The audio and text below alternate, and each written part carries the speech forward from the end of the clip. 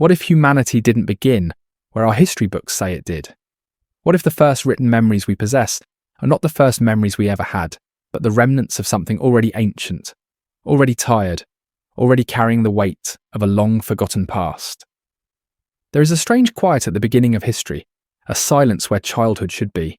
Civilizations appear without stutter or hesitation, as if waking mid-sentence, already fluent. Tonight we will move slowly through that silence, not to conquer it, but to listen.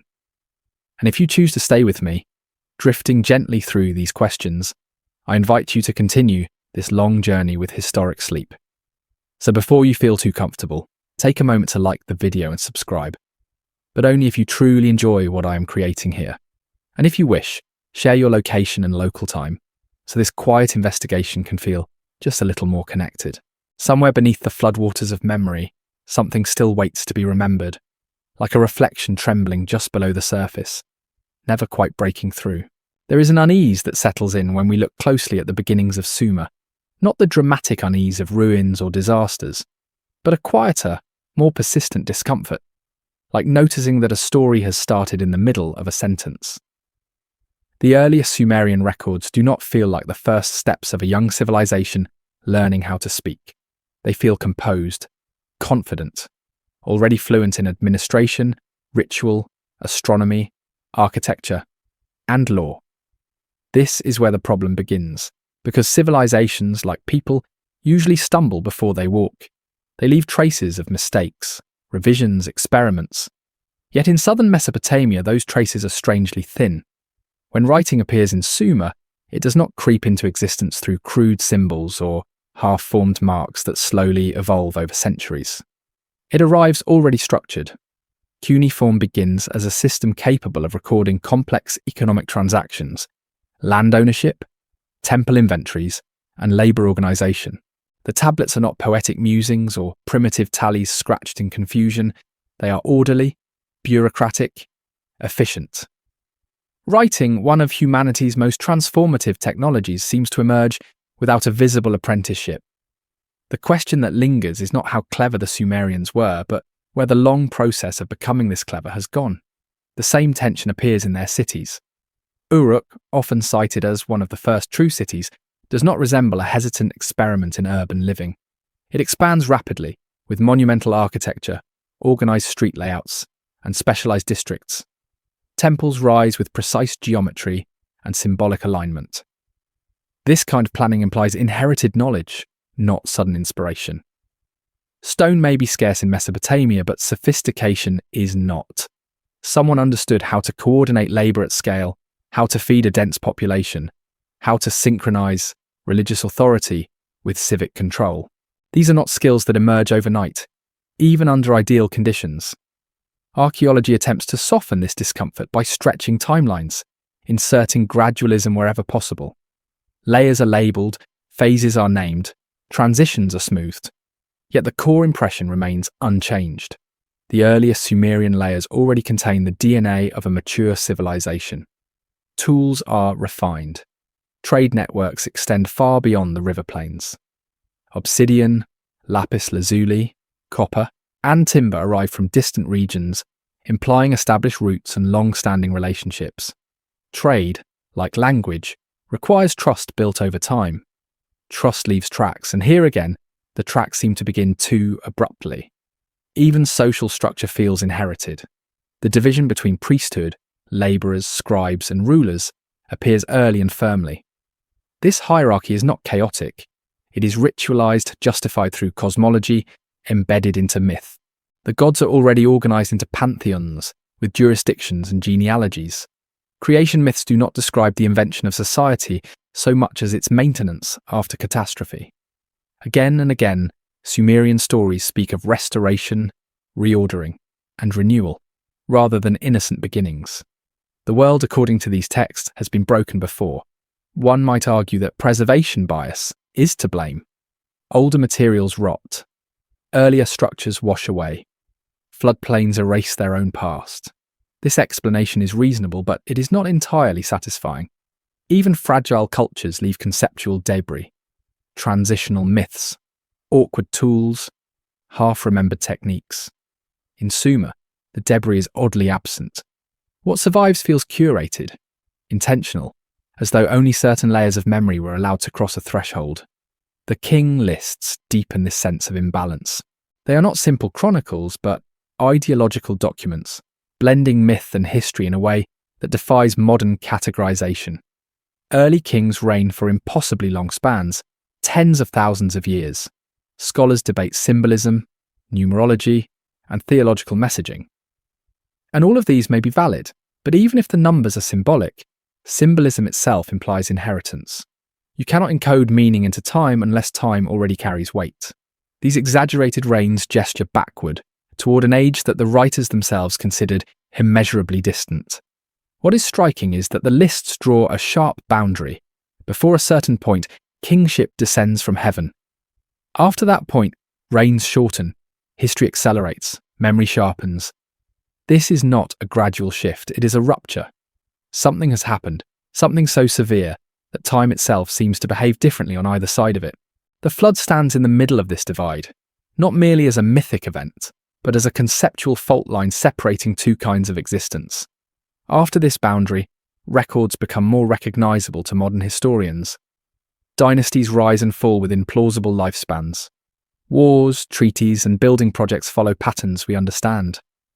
But before it, the world feels stretched, elongated, almost unreal. This is often dismissed as myth, yet myths usually exaggerate lived experience rather than inventing it from nothing.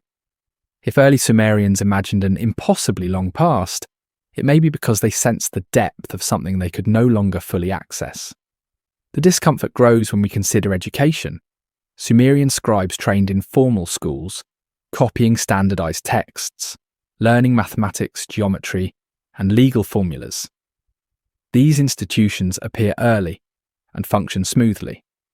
There is no evidence of trial and error pedagogy. The curriculum exists. The tradition is already old enough to be formalized. Someone decided what was worth preserving and how it should be taught. That decision implies an earlier phase of loss, when knowledge had to be selected, compressed, and stabilized. None of this proves the existence of a forgotten global civilization or a technologically advanced lost world. Such claims move too quickly.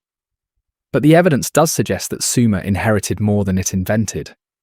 It stood at the edge of something older, something partially erased. The Sumerians themselves did not claim to be the first. They claimed to be the restorers.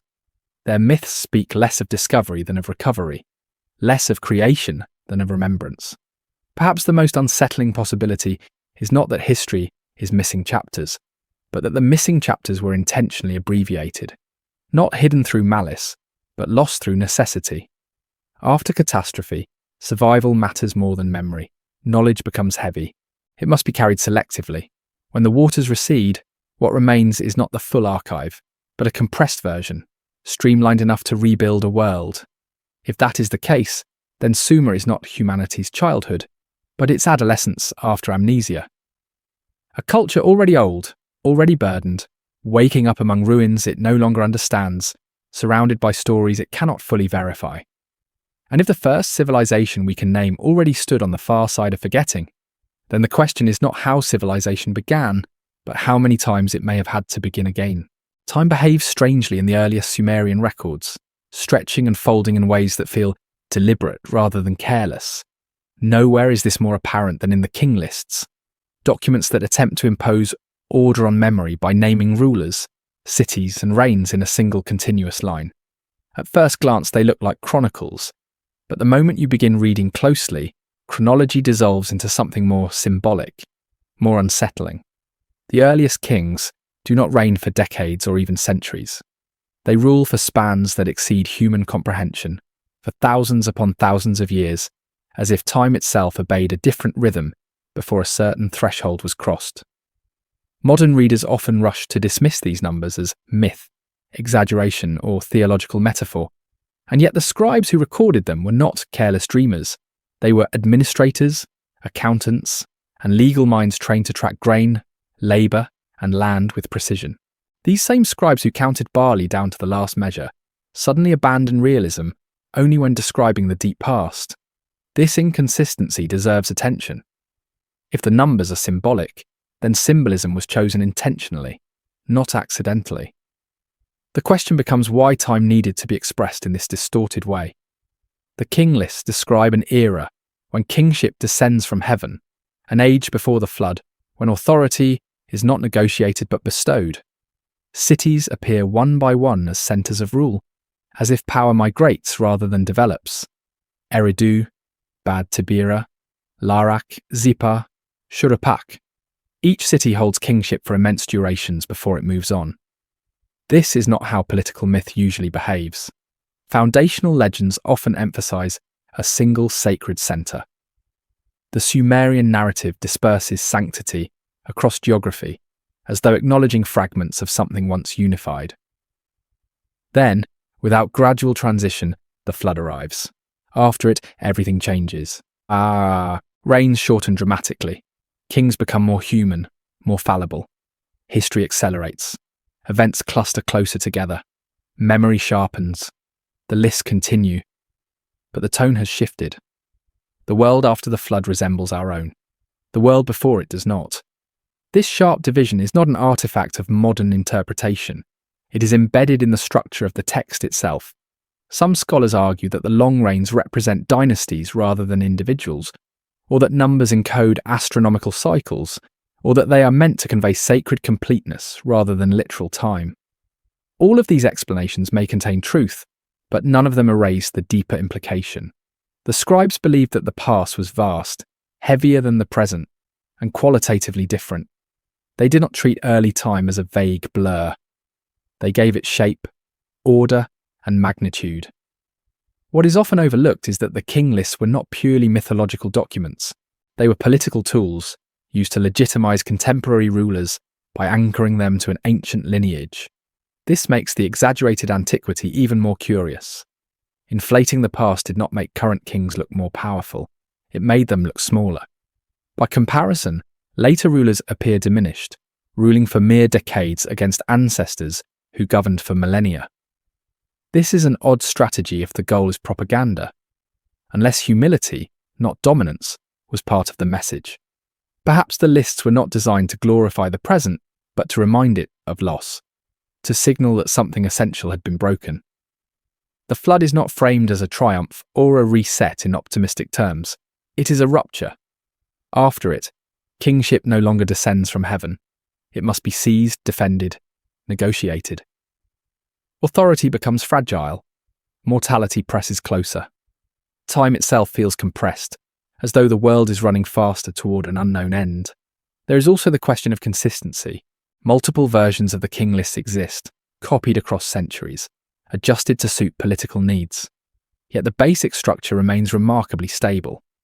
The pre-flood kings always rule for impossibly long periods. The flood always stands as a dividing line. This persistence suggests that the concept of a deep, inaccessible past was not negotiable. It was a fixed point in Sumerian understanding, even as details shifted around it. When read alongside other texts, the lists begin to feel less like fiction and more like a boundary marker. Sumerian myths repeatedly describe gods warning humans before catastrophe, instructing them to preserve knowledge, to build, to remember. Figures like Ziusudra survived the flood, not through strength or technology, but through obedience and foresight. Survival is selective. Memory is curated. Not everything crosses the waters. This pattern raises an uncomfortable possibility. What if the exaggerated reigns are not meant to be measured in human years at all? What if they point to an age when time was tracked differently, or when memory itself was layered and cumulative, in ways later societies could not replicate?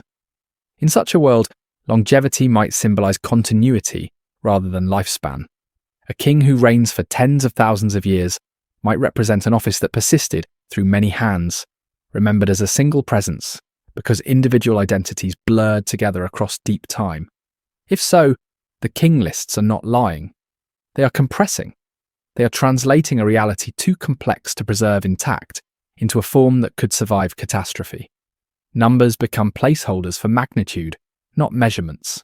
They gesture towards scale rather than precision. And in doing so, they preserve something essential: the sense that humanity did not start from zero. After the flood, writing becomes more literal, more restrained. Events are recorded as they happen. Wars are dated. Buildings are dedicated. Time settles into a familiar cadence. But the memory of the earlier world does not disappear. It lingers, encoded in lists, myths, and rituals, like a scar beneath healed skin. The danger for modern readers is not that we take these ancient numbers too literally, but that we dismiss them too quickly. In doing so, we may miss what the scribes were trying to protect. Not facts as we define them, but orientation. A reminder that the present sits atop an immense depth of forgotten experience. If the first kings ruled for ages beyond counting, it may not be because they were gods, but because the world they belonged to operated on a timescale we no longer inhabit. And if that world ended abruptly, leaving only fragments behind, then the king lists are not records of fantasy. They are monuments to duration, standing at the edge of a memory too heavy to carry forward in full. There is a moment in the Sumerian record where continuity breaks, not gently, not gradually, but with a clean and unsettling cut. Before this moment, time stretches, memory blurs, and authority feels distant, almost cosmic. After it, everything tightens. Events accelerate. Human lifespans shorten. Kings argue, build, conquer, and die within spans we recognize. The dividing line is the flood, but not as a simple story of water and survival. It functions as a boundary between two modes of existence, two kinds of history that do not fully speak to one another. What is striking is how little interest Sumerian texts show in describing the flood itself in vivid detail. The emphasis is not on spectacle.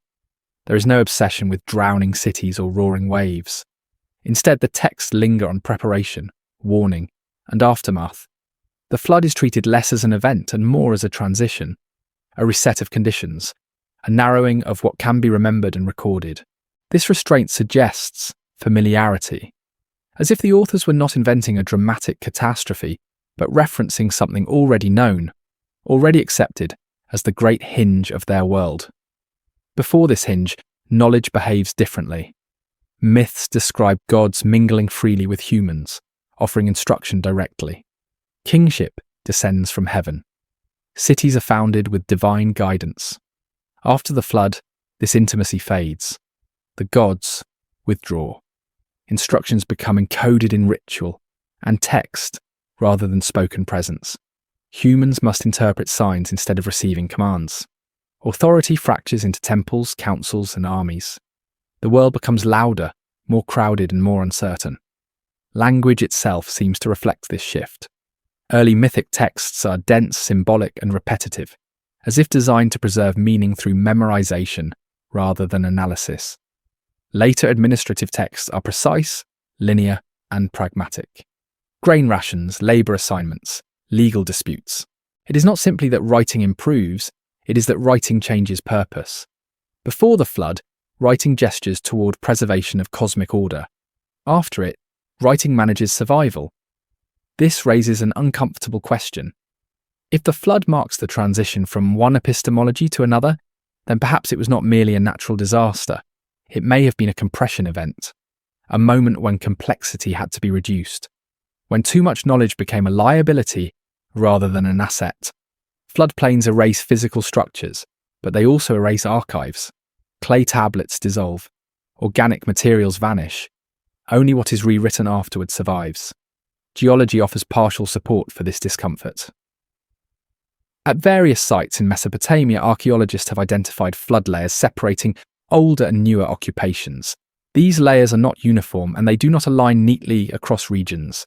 This inconsistency has been used to argue against a single, massive flood. But from a cultural perspective, uniformity may not be required.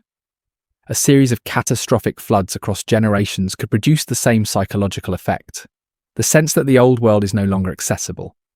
That memory itself has been drowned. What matters is not whether the flood was global in a physical sense, but whether it was total in a cultural one. From the perspective of those who lived after it, the past became unreachable.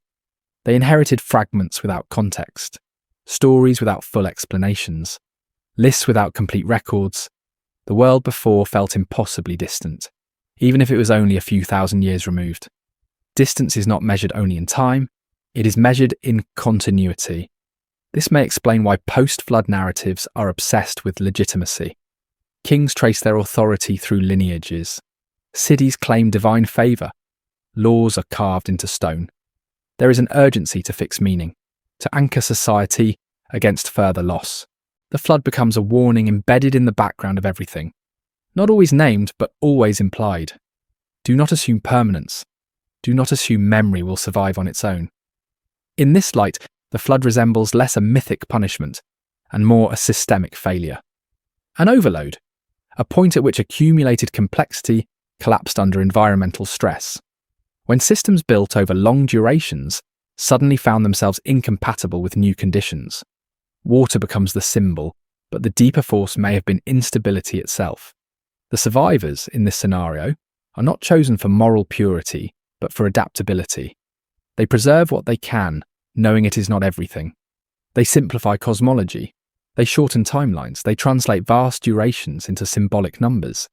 They accept loss as the price of continuation. Civilization resumes, but it does so with caution, carrying the memory of fragility like a shadow. This interpretation does not require advanced technology or lost super-civilizations. It requires only time, long enough for knowledge to accumulate, systems to interlock, and dependence on stability to grow. When stability fails, the collapse feels absolute, even if humanity itself survives. The flood becomes the name for that feeling, the moment when history realizes it can forget. What follows is telling. After the flood, there is no attempt to rebuild the old world exactly as it was. There is no effort to reclaim pre-flood lifespans, divine intimacy, or cosmic kingship. The change is accepted as permanent. The world is now smaller, time moves faster, memory is thinner. Humanity adapts its expectations accordingly. And yet something persists, a quiet awareness that what exists now is not the first version of the world. That behind the familiar rhythms of planting and harvest lies an older cadence, no longer audible. The flood does not erase this awareness, it sharpens it. By drawing a line through history, it teaches later generations to sense what lies on the other side, even if they cannot reach it. If the flood is a dividing line rather than a beginning, then Sumerian civilization stands not at the dawn of history, but in its aftermath. A society rebuilding on foundations it only partially understands. Writing not to invent the world, but to stabilize it. Remembering not to glorify the past, but to prevent its complete disappearance. And if that is true, then every tablet, every list, every myth becomes an act of quiet resistance against forgetting. Not a claim of origin, but a confession of interruption. A reminder that before the waters rose, time itself may have flowed very differently, carrying a version of humanity that no longer exists, except as an echo pressed into clay. Between the lists of kings and the records of cities, there exists a quieter category of memory in the Sumerian world, one that does not fit comfortably into history or myth. It appears briefly, alters everything, and then recedes. This is where the Apkallu emerge. They are not framed as rulers or conquerors. They are not founders of dynasties. They arrive as teachers, and then they disappear, leaving behind a civilization that seems suddenly capable of sustaining itself. The Sumerian text described the Apkallu as sages from before the flood, bearers of knowledge sent to stabilize a world that was incomplete. They instruct humanity in writing, ritual order, construction, and law. These are not abstract gifts, they are practical systems, ways of organizing labor, ways of marking time, ways of aligning human activity with cosmic patterns. The implication is subtle but profound. Civilization does not arise spontaneously. It is transmitted. What makes the Apkallu unsettling is not their semi-divine nature, but their timing. They belong explicitly to the pre-flood world. They do not emerge after catastrophe to rebuild what was lost. They arrive before it, as if anticipating collapse. Their role is preparatory rather than restorative. Knowledge is not rediscovered after destruction. It is seeded in advance, compressed into forms that might survive what is coming. Iconography reinforces this tension. The Apkallu are often depicted as hybrid beings, part human, part aquatic, cloaked in fish skins or associated with flowing water. In Sumerian cosmology, water is not only destructive, it is primordial. The subterranean waters, the Apsu, are the source of creation itself. To emerge from these depths is to carry something ancient, something preordered. The sages rise from below, not above, suggesting that knowledge comes from what lies beneath the surface of history. Their number is fixed at 7. This detail is repeated with ritual insistence. 7. Apkallu, no more, no fewer. 7 is not merely symbolic of completeness. It suggests limitation. What could be given was given fully, but only once. There will be no additional teachers, no updates, no expansions. After the flood, humanity must work with what it has received. Later traditions complicate this image. Post-flood texts speak of Apkallu, who are no longer purely wise, figures associated with disorder or ambiguity. Knowledge persists, but it is unstable. This mirrors the broader shift in the world after catastrophe. Direct transmission has ended. Interpretation begins. Without living teachers, systems harden into tradition. Ritual replaces understanding. Form survives, even as context erodes. From a modern perspective, the Apkallu can be read as mythologized memory of real historical processes, periods of rapid cultural transmission when techniques developed elsewhere are introduced into a region with transformative effect. Writing systems, agricultural methods, architectural principles. To the receiving culture, such changes can feel abrupt, almost miraculous. Over generations, the human agents fade, leaving behind stories of sages. Yet the Sumerian framing insists on depth rather than exchange. The Apkallu are not foreigners arriving by land or river. They belong to a deeper time. Their knowledge predates the flood itself.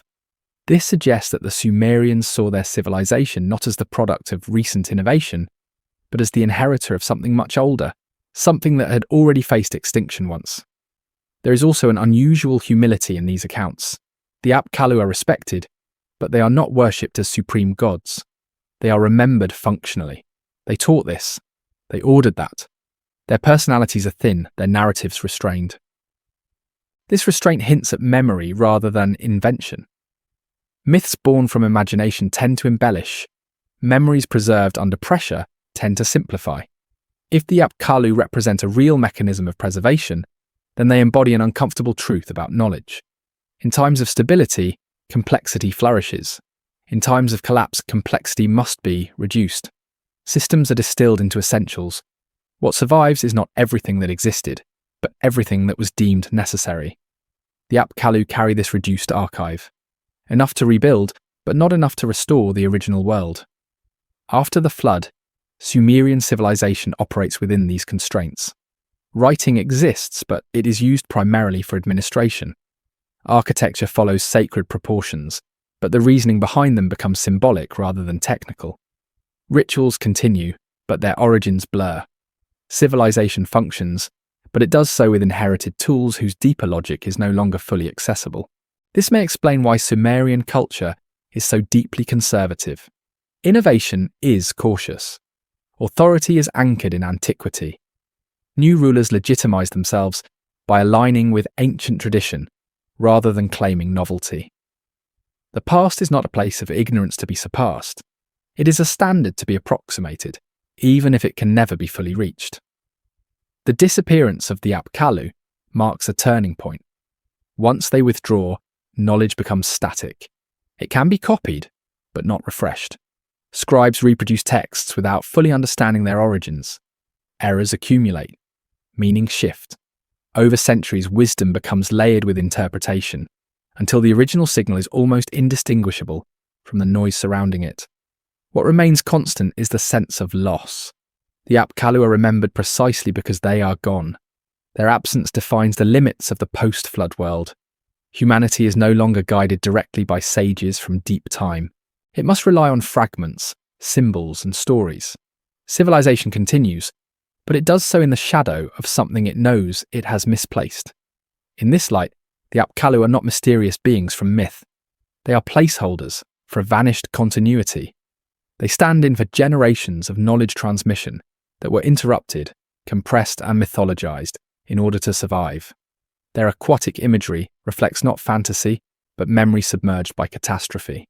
If we listen carefully, Their story does not promise hidden masters waiting to return. It offers something quieter and more unsettling.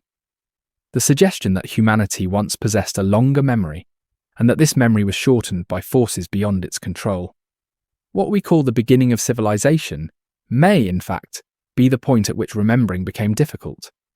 The Apkallu fade back into the depths, leaving behind a world that knows how to function, but not how it learned to do so. And in that gap between function and understanding, a question lingers, unspoken but persistent. What other teachers were lost when the waters rose, and how much of what we call the progress is simply the careful maintenance of lessons we no longer fully comprehend. Writing is supposed to begin awkwardly. That is what we expect. Marks that hesitate, symbols that wobble between picture and idea. Generations of trial, error, revision. But when writing appears in Sumer, it does not hesitate. It arrives already knowing what it is for. The earliest tablets we possess are not myths or prayers scratched in wonder. They are records, inventories, contracts, lists of goods, labour, rations, and obligations. Writing enters history not as expression, but as administration. This is deeply unsettling when examined closely. Writing is not merely a tool, it is a cognitive transformation. It reshapes how humans think, remember, and organise reality. Every known writing system elsewhere in the world leaves behind a long shadow of experimentation. Tokens, tallies, proto-symbols, transitional forms that stretch across centuries.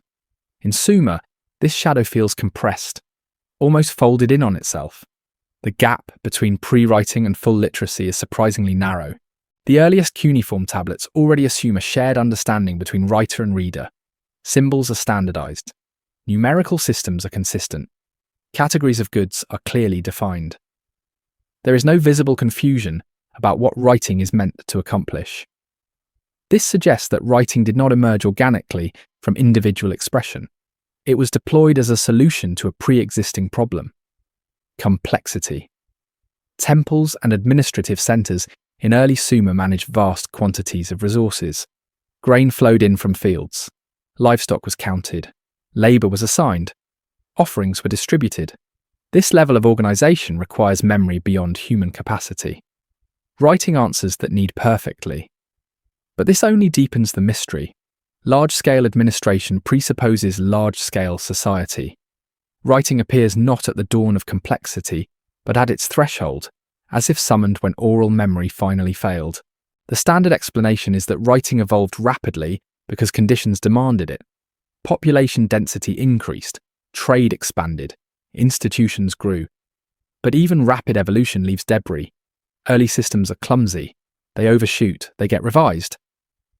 In Sumer, the earliest writing's already constrained, efficient, and purpose-built.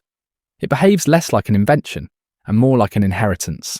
There is another subtle detail that rarely receives attention. The first writing is not used to tell stories about beginnings.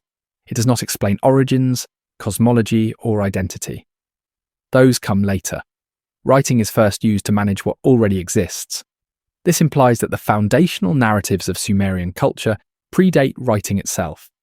Memory existed before text. Writing was introduced not to create culture, but to stabilize it.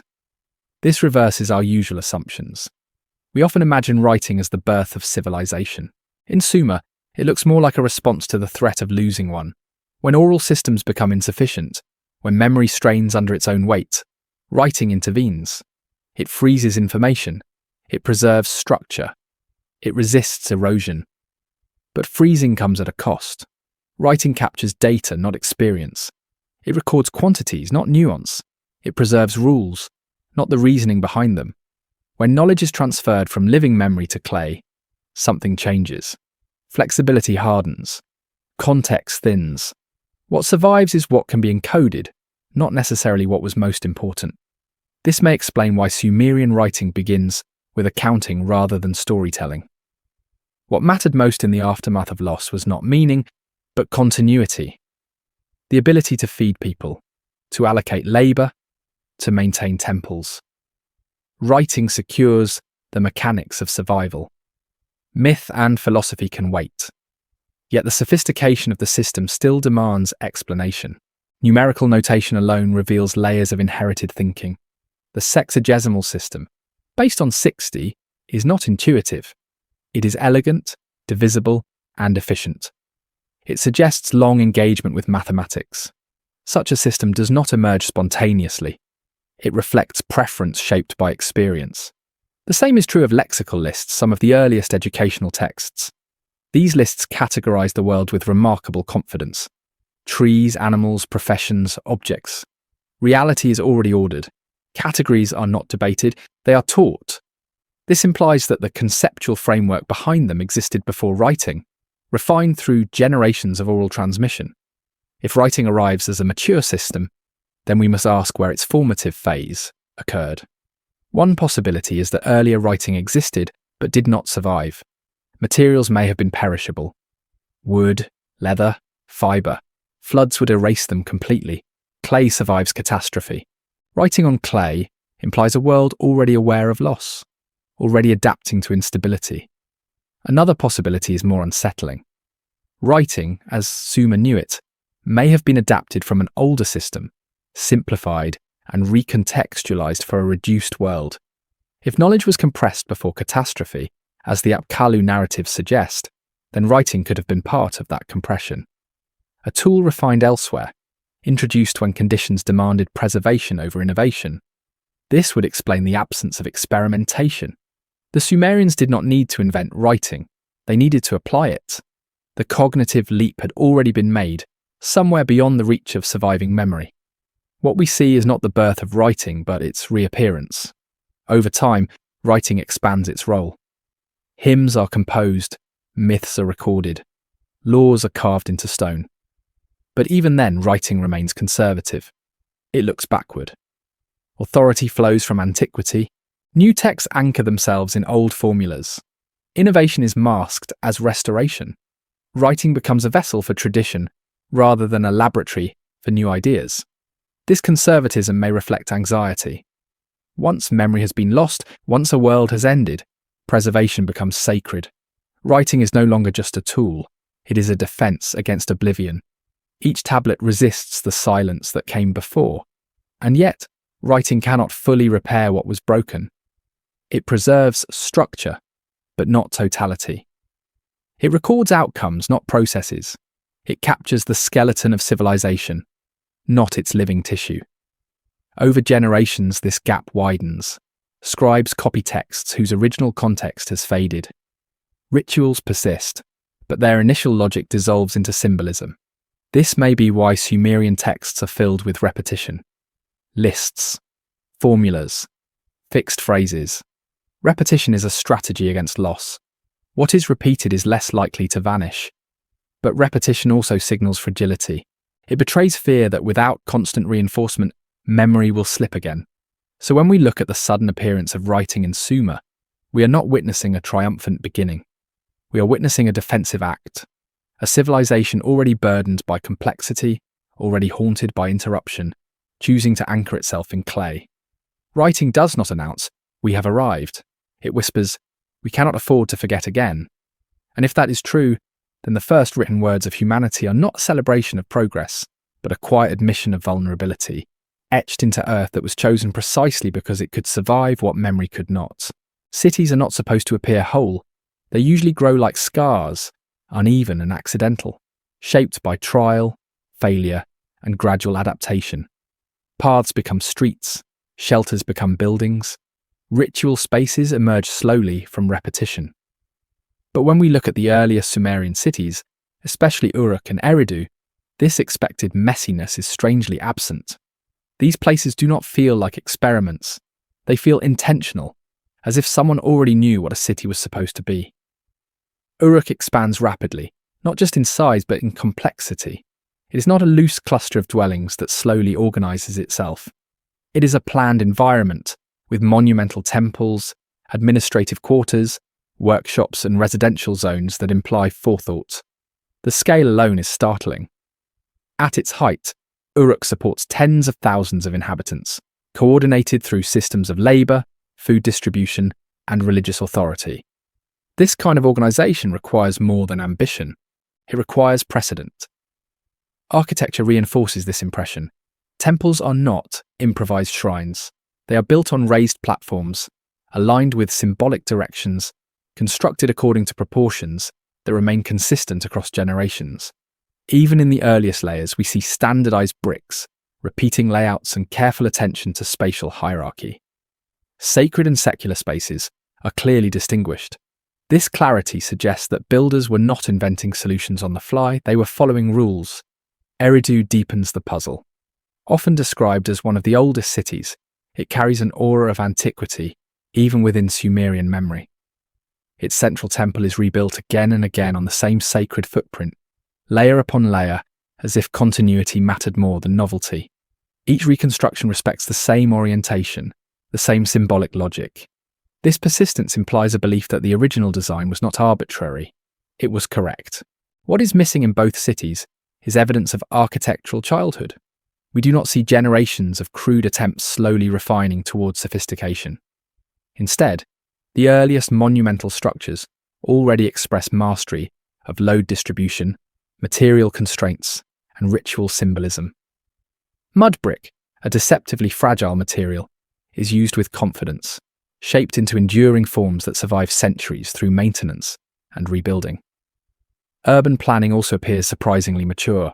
Drainage systems, storage facilities, and defensive considerations are integrated early. Streets accommodate movement of goods and people. Public spaces support communal ritual. These are not accidental byproducts. They are design choices. Someone understood the problems cities create and how to mitigate them before these cities fully existed. Standard explanations point to rapid innovation driven by agricultural surplus. With stable food supplies, specialization accelerates.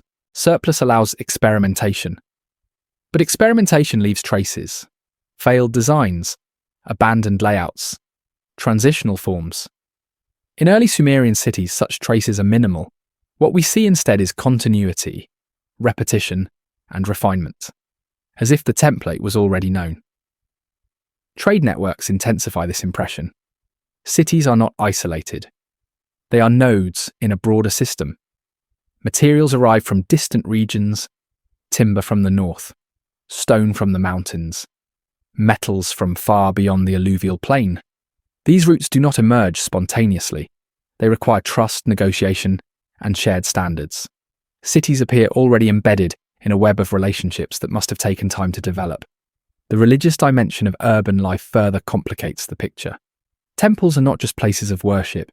They are economic centers, administrative hubs, and symbolic anchors. The gods are not abstract concepts. They have domains, personalities, and expectations that shape daily life. Ritual calendars coordinate labor and agriculture. Festivals regulate social cohesion. This integration of belief and infrastructure suggests long rehearsal. Sumerian myths themselves hint at this inheritance. Cities are often described as being established by the gods, assigned specific functions, and ordered according to cosmic principles. While mythic language should not be read literally, it reflects how the Sumerians understood their own origins. They did not see cities as human inventions born of necessity. They saw them as restorations of a proper order that already existed. This perspective casts early urbanism in a different light. Instead of innovation driven by novelty, we see reconstruction driven by memory. Cities are built not to explore new possibilities, but to re-anchor humanity in a known pattern. Even the repetition of temple rebuilding at Eridu can be read this way. Each layer is not an improvement, but an affirmation. The original plan must be preserved, even if the materials decay. Environmental factors may have played a role. The Mesopotamian landscape is unstable. Rivers shift, floods reshape the land, settlements must adapt or vanish. In such a context, resilience depends on shared knowledge. Cities that survive do so by adhering to proven designs. Deviation invites disaster. Tradition becomes a survival strategy. Yet this does not fully explain the confidence of the earliest designs. To know what is proven, one must have experienced failure. To avoid mistakes, one must remember them. If the Sumerians inherited urban templates, then the failures that shape those templates belong to a deeper past, one that did not survive intact. This possibility aligns with the broader pattern we have been tracing. Writing appears as a mature system. Kingship arrives already structured. Sages teach rather than discover. And now cities emerge without prototypes. Each domain suggests compression, knowledge condensed, transferred, and applied in a world that could not afford extended experimentation. The danger of this interpretation is that it tempts us to imagine lost golden ages or advanced forgotten empires. Such visions often overreach. But the quieter conclusion is more unsettling. That human societies may accumulate knowledge over very long periods, only to lose much of it to instability. What survives is not the full story, but the outline. Enough to rebuild, but not enough to remember how it was learned. In this sense, Sumerian cities are not the beginning of urban life. They are its continuation after interruption. Their apparent suddenness is not evidence of miraculous invention, but of selective survival. Cities look fully formed because only fully formed ideas were worth carrying forward. If that is true, then the absence of prototypes is itself a form of evidence. Not evidence of mystery civilizations, but of memory under pressure, of knowledge forced to travel light across catastrophe. When the waters recede and people begin again, they do not start from scratch. They start from what they can remember. Uruk and Eridu stand then, not as monuments to humanity's first attempt at cities, but as echoes of cities already tried, already tested, and already lost. And beneath their orderly streets and enduring temples lies a quieter question, one that no excavation can fully answer. How many versions of urban life came before, refining these forms, before the world forgot where they came from?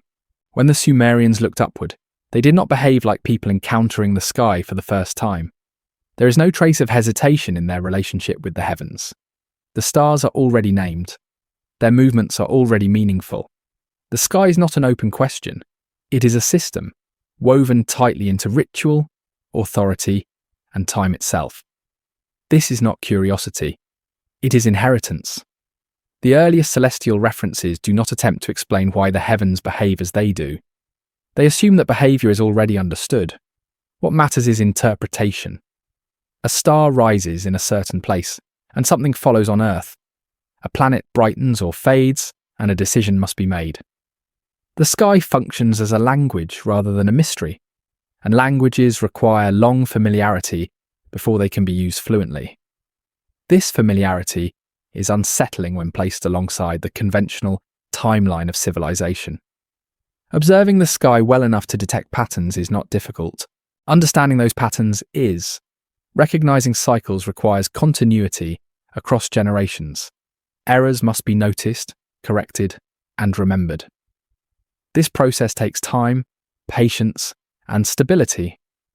Yet in Sumer, celestial order appears already refined, as though the long work of watching had been completed elsewhere. Constellations are not random clusters of stars. They are coherent figures tied to gods, myths, and seasons. Their boundaries are fixed. Their significance is stable. This stability implies agreement across time. One generation does not casually redefine the sky if the system works. It inherits the framework and learns to operate within it. The Sumerians do not argue about the heavens. They obey them. The planets, in particular, reveal the depth of this obedience. Their irregular movements are among the most challenging phenomena to track without instruments. Retrograde motion, changes in brightness, periodic disappearance near the sun. These behaviors confuse first-time observers, but Sumerian texts treat them as expected. When a planet reverses course, it is not surprising. It is ominous. Omen literature depends on predictability. An omen only exists when deviation can be recognized.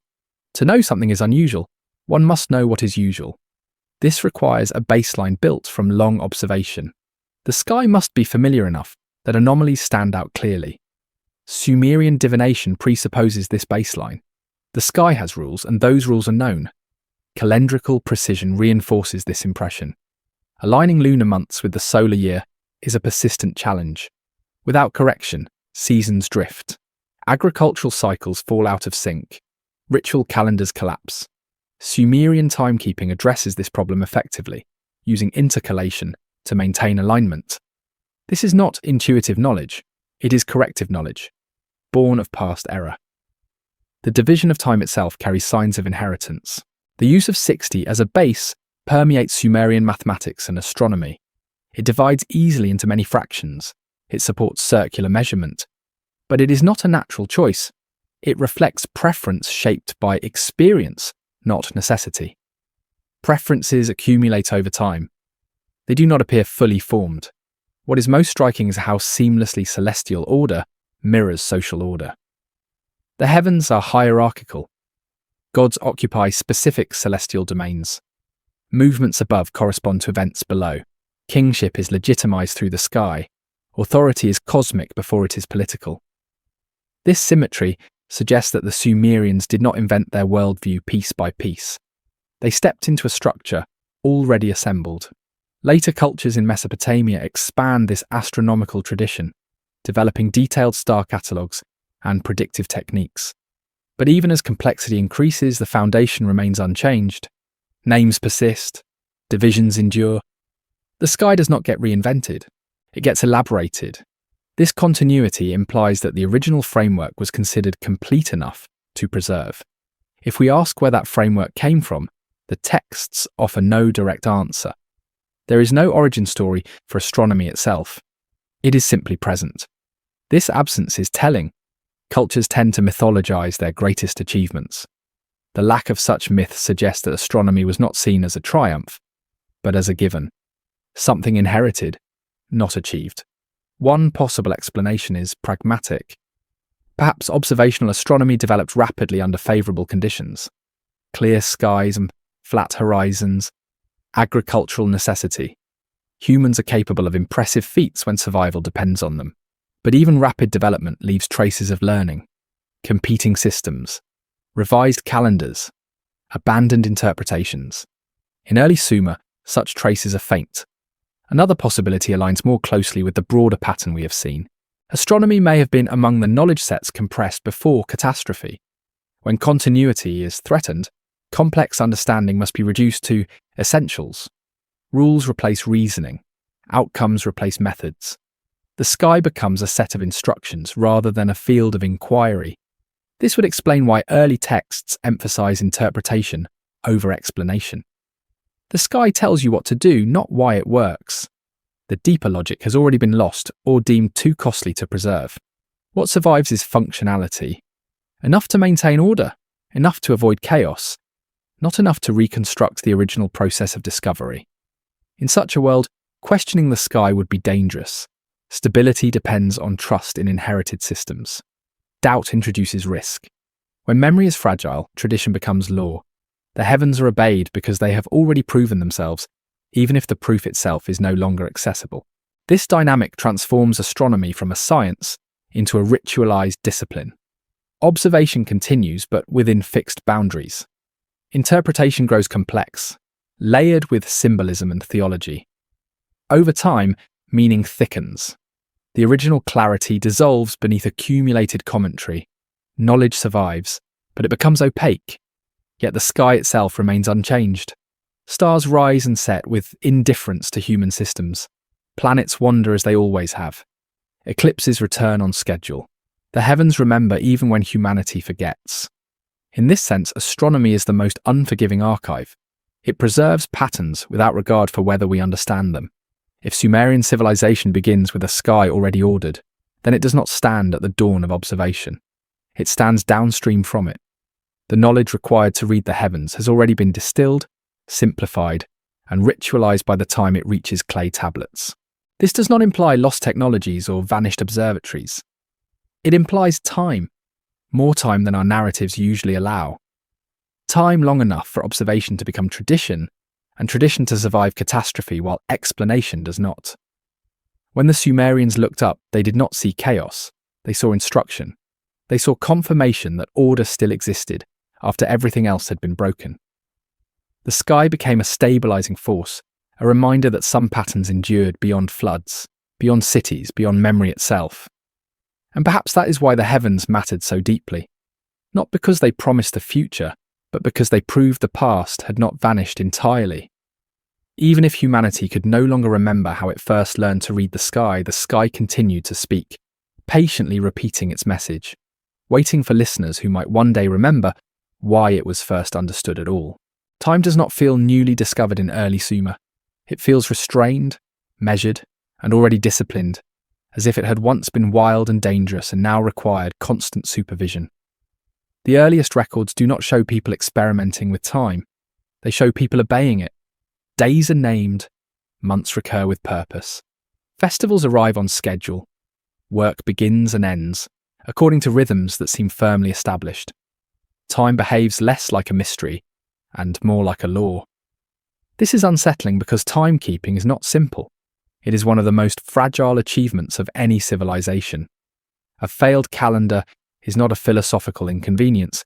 It destroys harvests, disrupts rituals, and erodes authority. To keep time accurately, a society must notice errors, admit them, and correct them repeatedly across generations. This process leaves scars, debates, competing systems, adjustments. Yet when Sumer enters the historical record, those scars are faint. The calendar is already functioning. The lunar cycle is obvious. The solar year is not. Aligning the two requires patience and correction. Without intervention, lunar months drift steadily through the seasons. Agricultural planning collapses. Rituals lose meaning. The Sumerian calendar solves this problem through intercalation, inserting additional months to restore alignment. This solution is precise, but it is not intuitive. It emerges only after observing failure, after watching seasons slide out of place, after learning that time itself must be adjusted. What is striking is how early this lesson seems to have been learned. The earliest administrative texts assume a stable calendar. Dates are recorded without explanation. Month names are used confidently. Festivals are scheduled as if disagreement never existed. There is no visible trace of competing calendars or abandoned systems.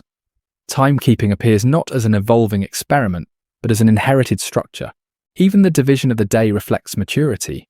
Time is segmented into smaller and smaller units, allowing labour and ritual to be coordinated precisely.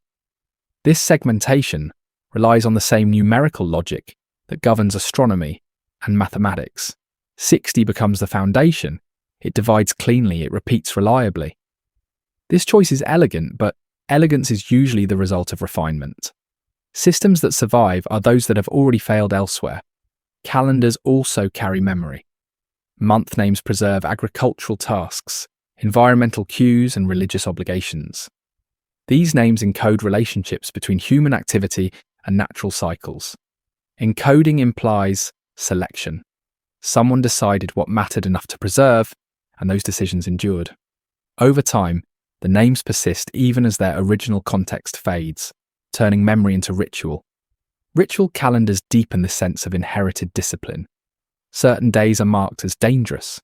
Others are auspicious. Kings act only at prescribed times. Work pauses according to cosmic signals. Time becomes moral. It rewards obedience and punishes negligence. This is not how time feels in societies still learning how to measure it. This is how time feels when it has already demonstrated its capacity to disrupt order. There is no celebration of invention here. No myth praises the first keeper of days. No story recounts the moment time was first counted. The silence is telling. Cultures usually mythologize their breakthroughs. The absence of such myths suggests that timekeeping was not experienced as discovery. It was experienced as necessity. Something already known, already authoritative, already unavoidable. This fits the broader pattern. Writing appears as a tool for control, not expression. Cities appear with templates. Astronomy appears already organized.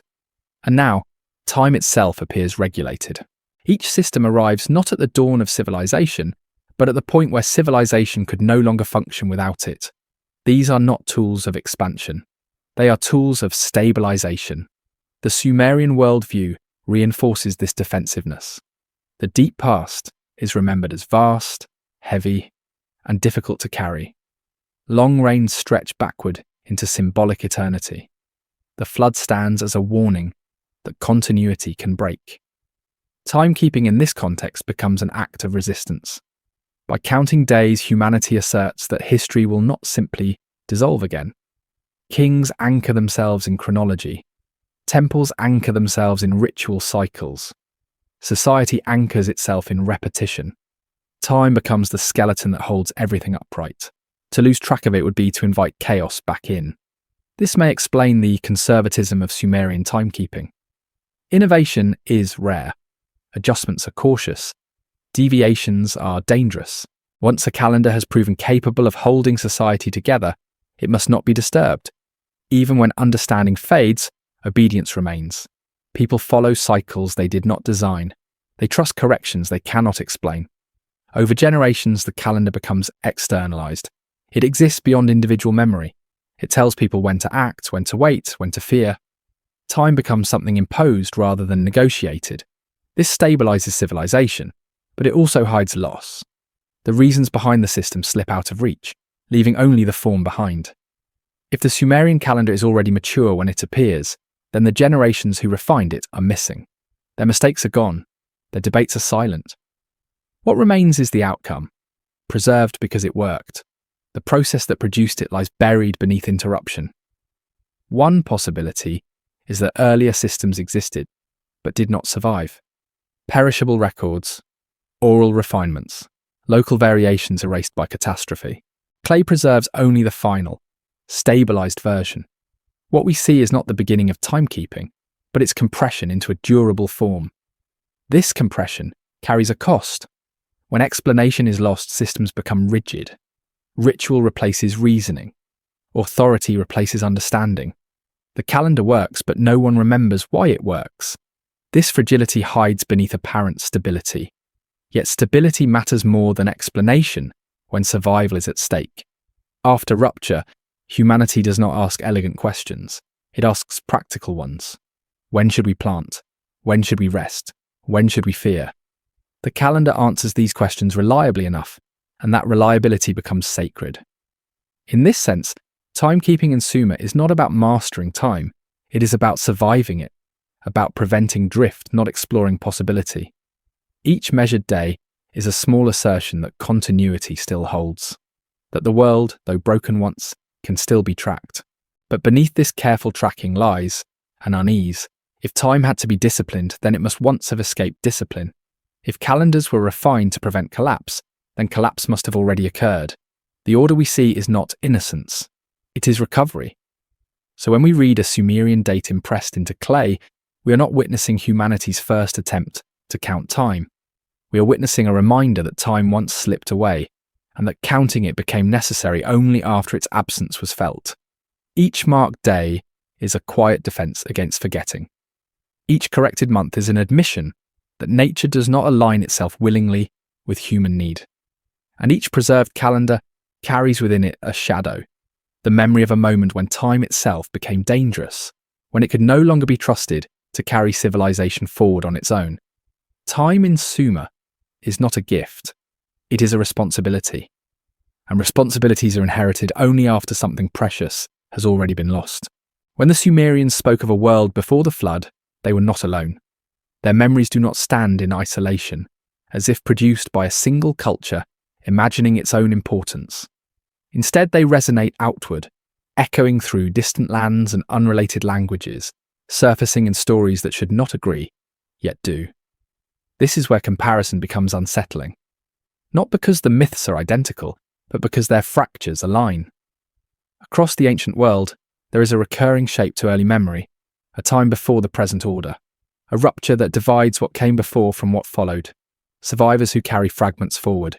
In Mesopotamia, it is the flood. In the Levant, a cleansing deluge. In South Asia, a cosmic cycle that collapses and renews.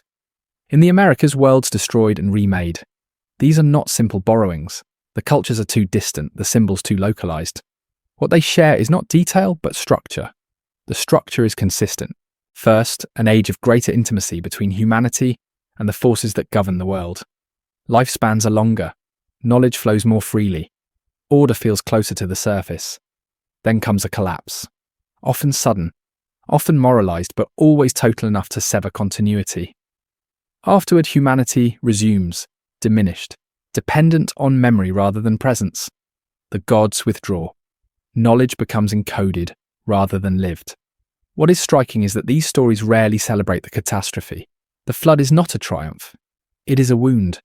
Even when framed as punishment, it leaves behind regret, loss, and anxiety. Survivors are burdened, not victorious. They inherit a broken world and the responsibility of maintaining what remains.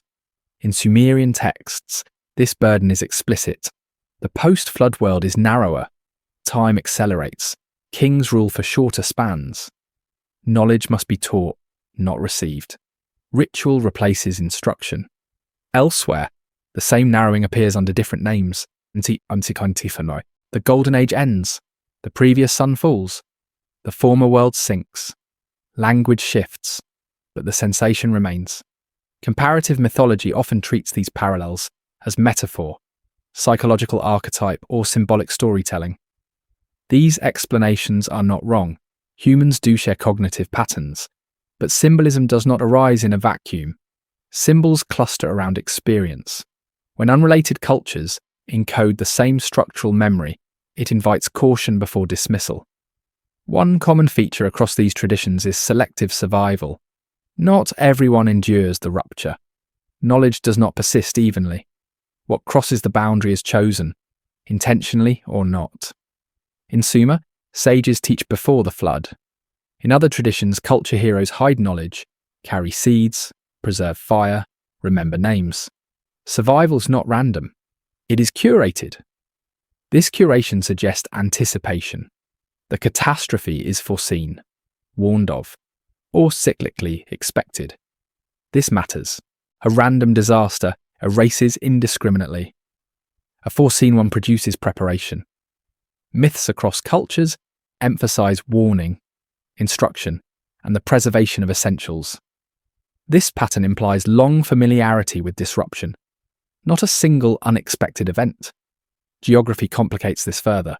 Flood myths appear even in regions with no obvious history of catastrophic inundation. Mountain cultures remember rising waters. Desert cultures remember submersion.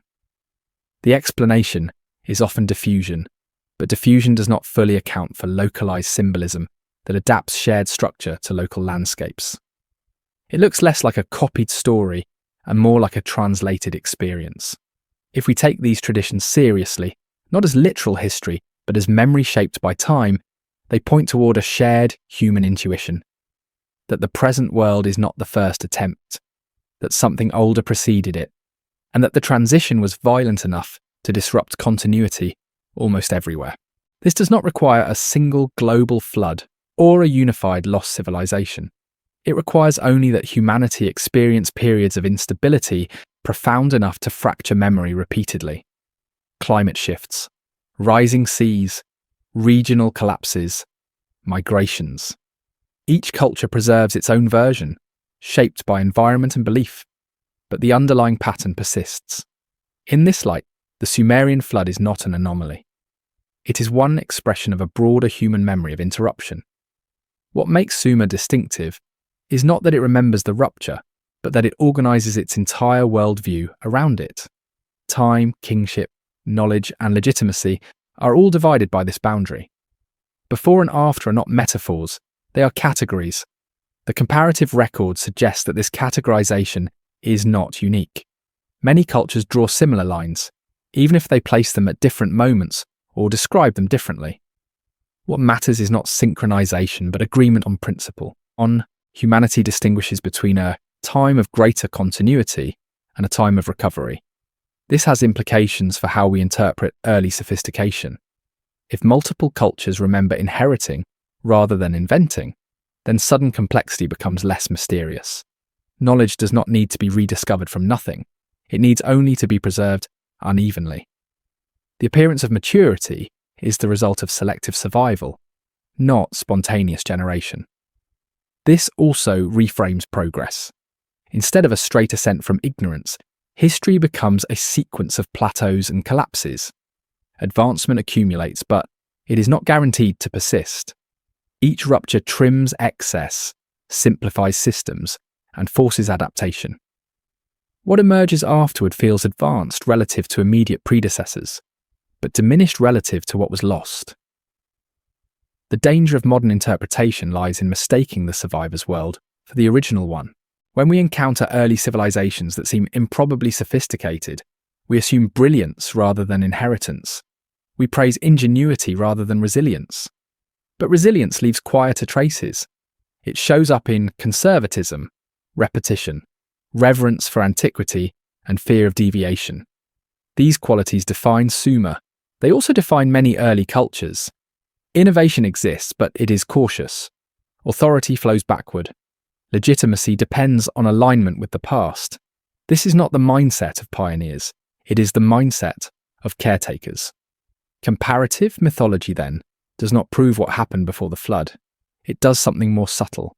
It shows that humanity remembers being interrupted, that this memory is widespread enough to shape stories across continents, and that the shape of those stories aligns with what we observe archaeologically: sudden complexity, followed by long periods of stabilization rather than experimentation. If we listen to these myths without demanding literal precision, they offer a consistent warning. Civilization is not a permanent state. It is a condition that must be maintained. Knowledge can be lost faster than it is gained. Memory can fracture without disappearing entirely. The Sumerians understood this. Their myths do not boast about beginnings. They mourn interruptions. They preserve fragments. They measure time carefully. They record what matters. They behave like people who know how close forgetting can be. When different cultures whisper the same unease, in different tongues, across different landscapes, it suggests that the unease did not originate in imagination alone. It originated in experience, filtered through symbol, compressed by loss and carried forward as warning. If the world has ended before, not everywhere at once, but often enough to leave scars in memory, then the question is not whether humanity was once older. It is whether we have learned to recognize the signs of another rupture. The myths do not predict the future. They do something quieter. They remind us that continuity is fragile, that inheritance is selective, and that what we call the beginning may simply be the point at which remembering became difficult again. Human memory collapses under pressure, but the earth does not forget in the same way. Where stories compress and symbols replace detail, the ground preserves change through layers, disruptions, and absences. When the Sumerian flood is placed alongside this deeper record, it begins to look less like a single catastrophic moment and more like a boundary formed by long instability. Not a sudden end, but an accumulation of endings that memory could no longer separate. At the close of the last ice age, the world entered a period of violent adjustment. Ice sheets retreated, sea levels rose dramatically, coastlines that had been stable for generations were swallowed. River systems shifted, sometimes abandoning channels entirely. For people living within these environments, change would not have felt gradual. It would have felt abrupt, final, and personal. Homes disappeared. Familiar paths vanished. The land itself became unreliable. Mesopotamia sits downstream from this global restlessness. The Tigris and Euphrates are unpredictable rivers, prone to sudden flooding and long-term wandering. They nourish the soil, but they also erase it. Archaeological layers in the region reveal repeated interruptions. Settlements buried beneath thick deposits of silt. Occupations ending without clear evidence of violence, only water. Villages reappearing nearby as if people were chasing stability that never fully returned. From a geological perspective, these interruptions are ordinary. Rivers flood, sediment accumulates, landscapes reorganize. But from a human perspective, they are catastrophic. A flood does not need to be global to feel total. It only needs to erase the world someone knows. When this happens repeatedly, memory changes. History collapses into before and after. Complexity gives way to caution. This is how long processes become singular events in myth. Not because people misunderstand what happened, but because memory cannot hold extended instability. The flood becomes a name for a period when continuity failed, when adaptation replaced confidence, when survival required letting go of what could no longer be carried. Geology reinforces this reading beyond Mesopotamia. Submerged landscapes exist beneath modern seas across the globe. Former river valleys, coastal plains, and migration routes now lie underwater. These places once supported human life, but they are largely inaccessible to archaeology. Their disappearance creates an illusion of sudden emergence elsewhere. Civilization appears inland not because it began there, but because that is where memory survived. This uneven survival matters. Some communities experience loss. Others remain relatively stable. those displaced carry stories, skills, and fragments of knowledge with them. Over time, these fragments are adapted to new environments. What arrives looks sophisticated, not because it was invented quickly, but because it was inherited selectively. The earth edits ruthlessly. Organic materials vanish. Wood, fibre, and leather dissolve. Only stone and fired clay endure. Knowledge recorded in durable form survives. Everything else disappears. This process shapes how history looks. We see outcomes without processes, results without experimentation. The record feels abrupt because continuity was filtered by survival. This geological filtering aligns with what we observe in early civilizations. Writing appears mature because its fragile precursors did not survive. Cities appear whole because earlier attempts were buried or drowned. Calendars appear refined because failed systems were erased. What we call sudden advancement may be the artifact of selective preservation rather than sudden brilliance. The Sumerian flood fits neatly into this pattern. It does not need to represent a single deluge covering the entire world. It represents a psychological threshold, a point where accumulated environmental disruption overwhelmed the ability to remember continuity. From that point on, the past becomes inaccessible, except through symbol. This helps explain the tone of post-flood culture. There is urgency in preservation. Time must be measured. Knowledge must be fixed. Authority must be anchored in antiquity. Innovation becomes risky. When the environment has proven capable of erasing everything, stability becomes sacred. Geology also explains why flood memories persist in regions far removed from present water threats.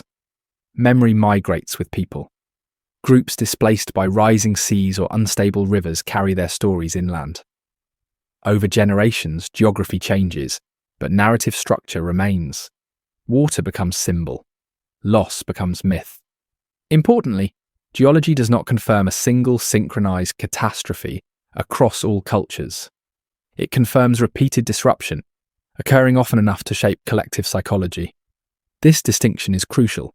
Humanity does not need one shared disaster to remember fragility. It needs many local ones, spaced closely enough to prevent full recovery of confidence. The Sumerians appear to have inherited such a memory. Their myths do not celebrate creation. They mourn interruption. Their kingship shortens. Their gods withdraw. Their knowledge becomes mediated through ritual and text. These are not signs of innocence. They are signs of adaptation after loss. From this perspective, the question of whether humanity was already old before the flood becomes less speculative. Geology suggests that humans had already lived through multiple cycles of environmental change. They had already adapted, migrated, and rebuilt. What Sumer represents is not the first civilization, but a civilization formed in the shadow of repeated instability. The Earth remembers these cycles without emotion. Layers accumulate, shorelines retreat, rivers shift. Human memory, however, responds by simplifying. It draws lines. It names endings. The flood becomes one such line, not because it marks the only catastrophe, but because it marks the moment memory could no longer hold what came before. When human records and geological records are read together, the mystery softens, not into certainty, but into coherence. Civilization does not spring fully formed from nowhere. It re-emerges from what survives. What survives often looks complete, because incompleteness did not make the crossing. This reframes early sophistication. It is not evidence of impossible beginnings. It is evidence of resilience, of knowledge carried forward under constraint, of systems stripped to essentials, because essentials are what endure. The Earth does not preserve intention. It preserves consequence. Human stories preserve feeling. When both point toward instability followed by reconstruction, the simplest explanation is not fantasy, but repetition. The world changes. Humans adapt.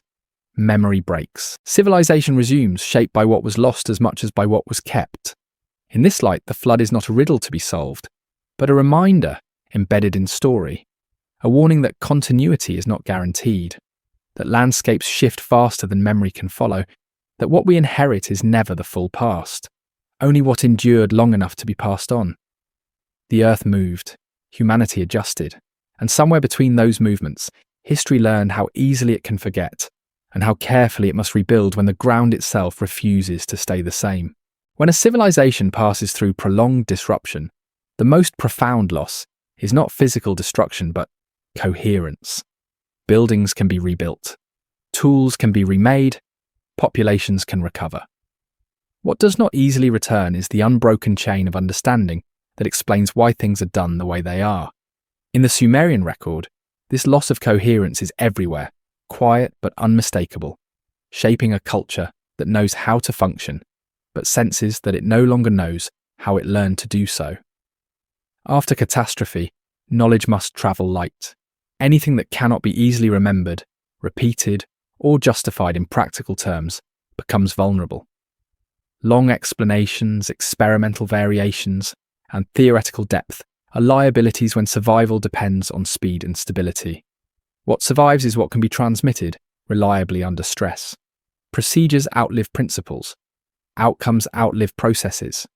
Civilization continues, but it does so with a narrowed intellectual horizon. This narrowing explains the strange confidence of early Sumerian systems. Writing appears not as a field of exploration, but as a fixed tool. Architecture follows established proportions without recorded debate. Calendars regulate life precisely, yet offer no account of their own development. Astronomy provides rules, not reasoning.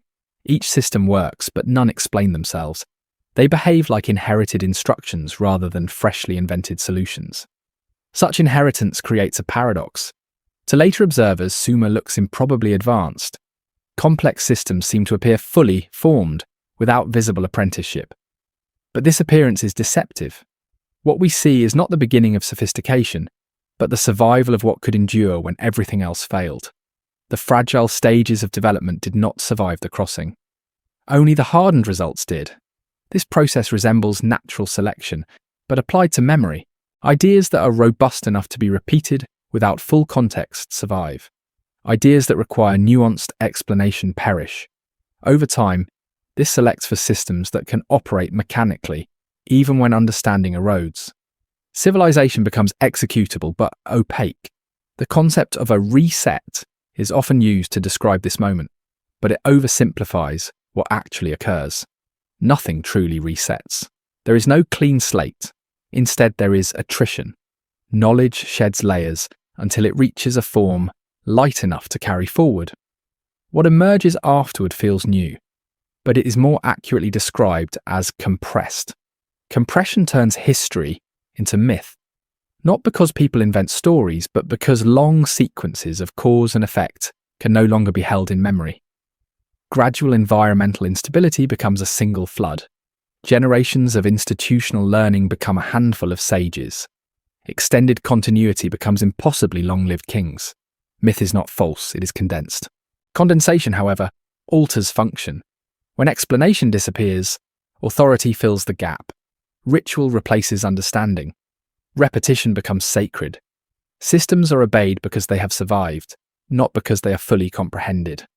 Over time, this obedience hardens into conservatism. Change feels dangerous not because the old ways are perfect, but because deviation threatens stability in a world already known to be fragile. This dynamic does not require deliberate manipulation.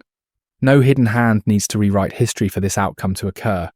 Environmental instability, migration, and demographic collapse are sufficient.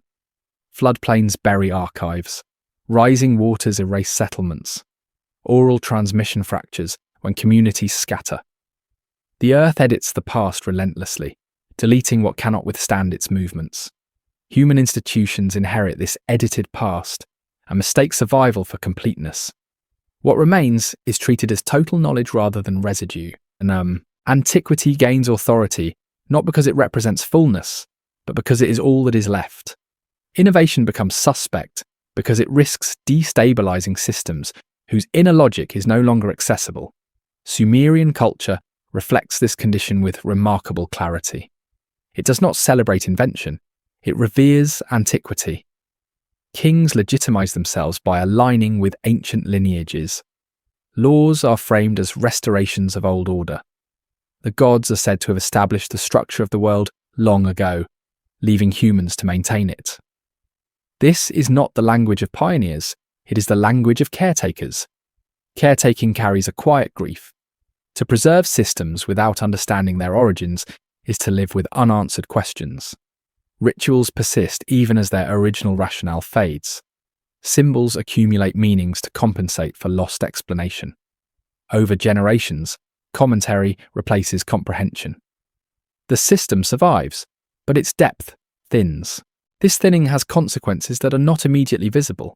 Systems function well under familiar conditions, but struggle to adapt when circumstances change. Without the reasoning that once allowed flexibility, modification feels risky. When the next disruption arrives, recovery begins from a smaller base of understanding than before. If this cycle repeats, humanity's memory shortens not because less time has passed, but because less context survives each passage. Every collapse trims the archive further. Every recovery recombines what remains. Progress becomes uneven, characterized by bursts of reconstruction, followed by long periods of cautious maintenance. Seen through this lens, Sumer's sophistication is not miraculous. It is residual, the residue of longer development filtered through crises. What appears sudden is what endured. What is missing is not evidence of development, but evidence of loss. This reframes how we should read early history. Instead of asking how ancient peoples became so advanced so quickly, we might ask what failed to survive that made their advancement look abrupt. The absence of transitional forms is not proof of sudden invention. It is proof of selective preservation. The greatest loss before the flood, then, may not have been physical infrastructure or even population. It may have been explanation, the deep understanding of why systems worked, how they were discovered, and when they could be altered. When explanation vanishes, systems become rules to follow rather than tools to think with. The Sumerians lived inside this condition. Their texts circle a deeper past without fully describing it. Their myths acknowledge interruption rather than origin. Their conservatism reflects a culture aware that stability was earned at great cost and could be lost again. They knew they were inheritors, not founders. But they also knew that inheritance had arrived incomplete. Something vast lay behind them, sensed but unreachable, like a landscape submerged just beyond the horizon of memory. This awareness is not despairing, it is cautious. It produces a civilization focused on preservation rather than expansion, on repetition rather than experimentation. It is a rational response to a world that has already proven capable of erasing itself. And this may be the most enduring lesson of the Sumerian experience. Catastrophe does not only destroy what exists, it reshapes what can be known. Each recovery carries forward fewer explanations and more instructions. Humanity survives, but with a narrowing sense of how it once learned to build the world it is trying to preserve. If there was a civilization before the flood, its greatest legacy may not be its monuments or technologies, but the distilled systems that could survive without explanation. What reached Sumer was not the fullness of the past, but what the past could afford to lose and still remain functional. The question that lingers is not whether something older existed, but whether humanity can learn to protect not just the tools of survival, but the understanding that allows those tools to evolve. Because each time continuity breaks, the cost is not starting over. It is starting again with less than before. When continuity has already been fractured, the act of remembering becomes an act of choice. Not always a conscious one, not always driven by power or ambition, but shaped by necessity. In the world that follows collapse, memory does not flow freely. It must be managed. And once memory is managed, history quietly changes its nature. It stops being a complete account of what was and becomes a carefully maintained version of what can be allowed to endure. In Sumer, this transition is not announced. There is no declaration that history will now be filtered. Instead, it emerges through structure. Writing is concentrated in specific places. Literacy is restricted to scribes trained within institutions, tied to temples and palaces. Knowledge is not lost, but it is contained. This containment is practical. Clay is heavy. Training is costly. Attention is finite.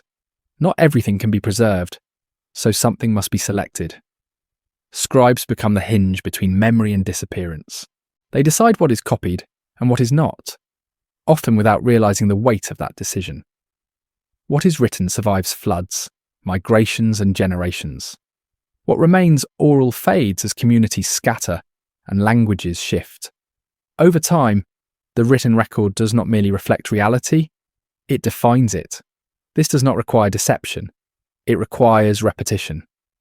A text copied many times gains authority simply by enduring. A ritual performed without variation becomes sacred. A lineage repeated in lists becomes legitimate. Silence does the rest. What is not copied does not argue its case.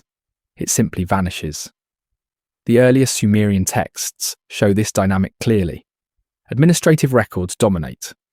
Goods, labour, land, obligation. These texts are preserved because they sustain society.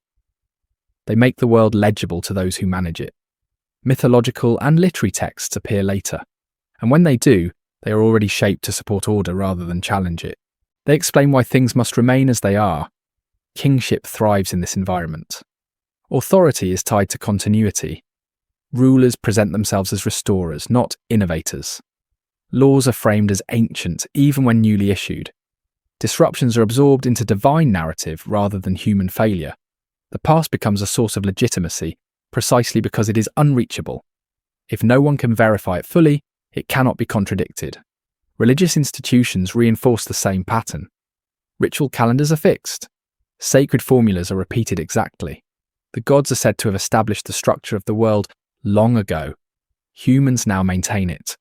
This worldview stabilizes society, but it also relocates creative authority entirely into the past.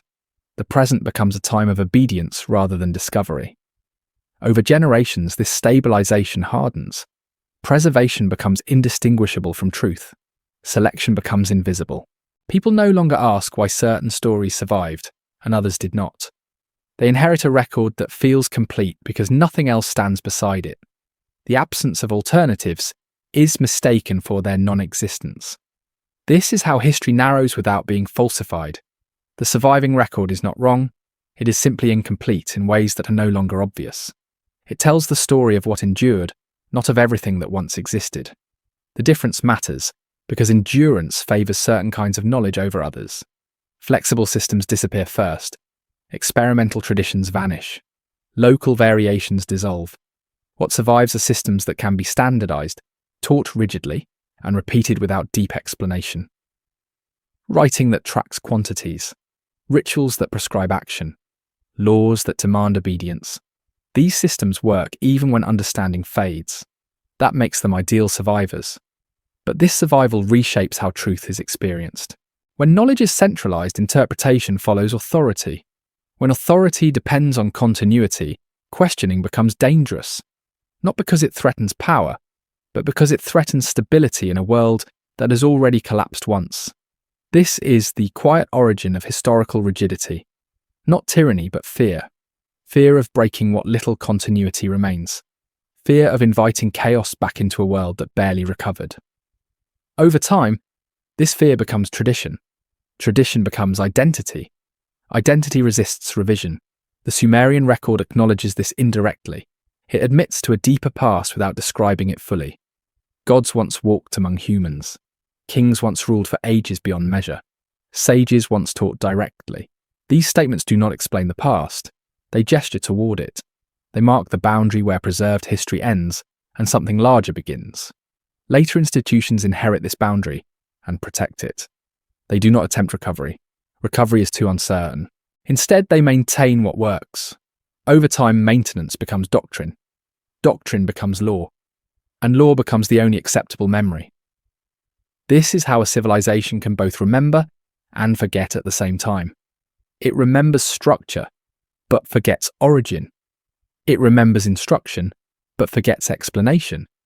It remembers outcomes, but forgets processes. The past becomes thinner, even as it feels ancient. This thinning is not accidental. It is the natural consequence of survival under constraint. When resources are limited, when instability threatens, societies prioritize coherence over completeness. A coherent past is safer than a complex one. A simple story is easier to defend than a nuanced one. If there was a civilization before the flood, its disappearance does not require censorship. It requires only disruption, followed by stabilization. The Earth erases broadly. Humans rebuild selectively. Over time, the selective record feels like the whole. The unsettling implication is that history is always shaped by what had to survive. What we know is not what was most important, but what was most durable. What we inherit is not what filled the world, but what fit through the narrow passage of collapse. Sumer stands on the far side of that passage. Its texts, rituals, and institutions reflect a world that has already lost something vast. Its order is careful. Its memory is guarded. Its reverence for antiquity is not nostalgia. It is recognition that the past is larger than what remains. This recognition produces stability, but it also limits imagination. When the past is fixed and unreachable, the future narrows. Possibility contracts around precedent. Change becomes restoration in disguise. And so the story of history after the flood is not one of deliberate erasure, but of quiet narrowing, of memory shaped by survival rather than curiosity, of a past reduced until it could be carried safely into a smaller world. What lies beyond that reduced past is not necessarily forbidden. It is simply gone, not hidden by intent, but lost by necessity. And in that loss, history becomes something both reliable and incomplete, a carefully maintained surface that hints, again and again, at a depth it can no longer afford to remember. As memory narrows and history hardens, a quiet division emerges in how knowledge is valued. Some knowledge becomes sacred because it is practical. Other knowledge becomes dangerous because it is not immediately useful. In the world after rupture, survival favours instruction over understanding, ritual over inquiry, repetition over exploration. This division is subtle, but it reshapes civilization from the inside. Sumer reflects it with unusual clarity. Practical knowledge thrives in post-flood society. How to measure grain, how to assign labour, how to mark the seasons, how to appease the gods in ways that preserve order. These skills are not optional. They keep people alive. They stabilise society. They can be taught quickly and enforced consistently. Because of this, they gain authority. They are preserved, repeated, and protected. Sacred knowledge, however, begins to change its character. Before the rupture, myth suggests that understanding flowed more freely. Gods instructed directly, sages taught openly. Knowledge was lived as much as it was learned. After the rupture, sacred knowledge retreats into ritual. It is no longer explained, it is performed. Meaning becomes implicit rather than explicit. Obedience replaces comprehension. This shift is not the result of superstition. It is the result of constraint. Explanation is fragile. It depends on continuity, dialogue, and shared context. Ritual is durable. It can survive translation, migration, and loss of nuance. A ritual can be repeated exactly even when its original purpose has faded. In unstable conditions, durability matters more than depth. Sumerian religion reflects this transformation. Ritual calendars are precise. Offerings are prescribed. Words must be spoken correctly. Gestures must be repeated exactly. The gods are powerful but distant. They do not explain themselves. They demand adherence. This does not indicate ignorance. It indicates a culture that has learned that deviation invites disaster. The same pattern appears in law. Early legal codes do not debate principles. They list consequences. If this happens, then that follows. Justice becomes procedural rather than philosophical. The goal is not fairness in the abstract, but predictability in practice. Predictability reduces conflict. It keeps society functioning under stress. What is lost in this process is exploratory thought. Questions that do not produce immediate utility fade. Why the world is ordered this way. How knowledge was first discovered. Whether systems could be improved. These questions require leisure, security, and trust in continuity. After catastrophe, such trust is rare. Over time, sacred knowledge becomes frozen. It is no longer a living inquiry into reality, but a preserved interface with it. Rituals become containers for meaning that can no longer be unpacked. Symbols accumulate interpretations, but the original context remains inaccessible. The sacred becomes opaque. This opacity has consequences. When sacred knowledge cannot be examined, it becomes a boundary rather than a bridge. It separates those who perform from those who question. Priests and scribes manage this boundary, not necessarily to control others, but to prevent destabilization. Too much questioning risks unraveling systems that still work. The division between sacred and practical knowledge thus becomes self-reinforcing. Practical systems gain prestige because they deliver results.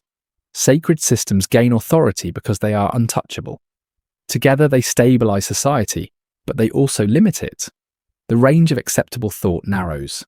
Sumerian texts hint at awareness of this loss. Myths describe a time when gods and humans interacted more directly. Knowledge was given, not mediated. The present world is portrayed as diminished by comparison. This is not nostalgia. It is recognition that something has changed in how understanding flows. The sages of the pre-flood world are remembered precisely because they no longer exist. Their absence defines the limits of the post-flood condition. Humans must now rely on inherited forms rather than direct instruction. Knowledge becomes second-hand. This second-hand quality produces reverence. What cannot be fully understood must be respected. The past becomes sacred, not because it is perfect, but because it is unreachable. Sacred knowledge becomes a reminder of loss as much as a source of guidance. Yet practical knowledge continues to evolve, slowly and cautiously. Techniques are refined. Procedures are adjusted. But these changes are framed as restorations rather than innovations. To innovate openly would imply that the inherited order is incomplete. That implication is dangerous in a society that depends on the past for legitimacy. The result is a civilization that appears balanced but tense, capable of managing complexity, yet hesitant to question its foundations. Knowledge exists, but it is compartmentalized. Sacred and practical domains coexist without fully informing one another. This compartmentalization has long-term effects. When sacred knowledge is sealed off, it cannot adapt.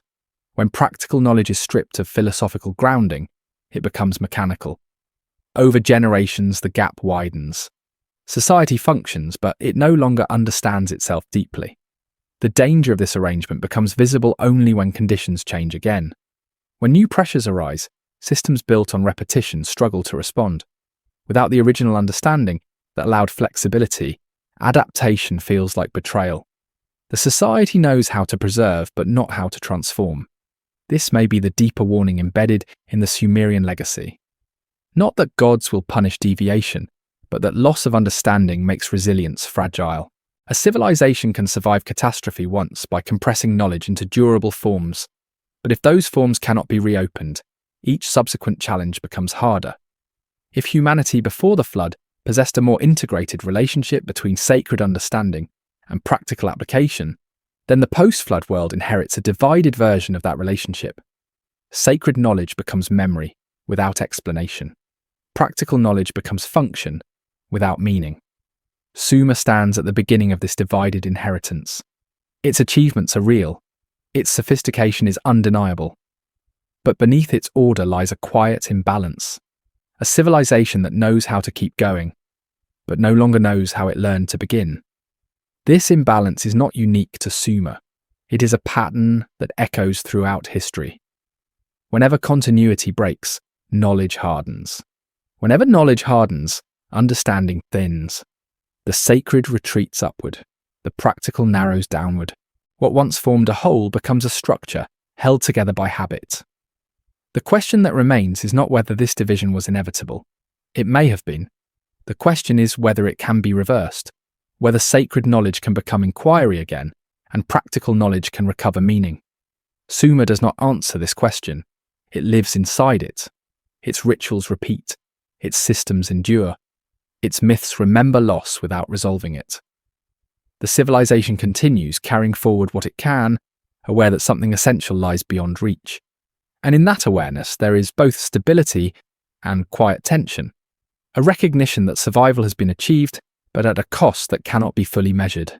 That humanity has learned how to keep the world running, even as it has forgotten how deeply it once understood why the world worked at all. To inherit a world already old is to step into a story that began without you. The ground beneath your feet carries decisions you did not make. The tools in your hands were shaped for problems you may no longer fully understand. In such a world, beginnings feel distant, and responsibility feels immediate. This is the condition Sumer seems to inhabit, a civilization not awakening to possibility, but awakening to obligation. The Sumerians do not present themselves as founders of the world. Their texts, rituals, and institutions assume a prior order. The gods have already arranged the cosmos, the rules have already been written. Humans arrive not as authors, but as custodians. This stance is not passive. It demands discipline. To maintain something older than yourself requires constant attention, because you know it can be lost. Inheriting an ancient world reshapes ambition. Innovation becomes restoration in disguise.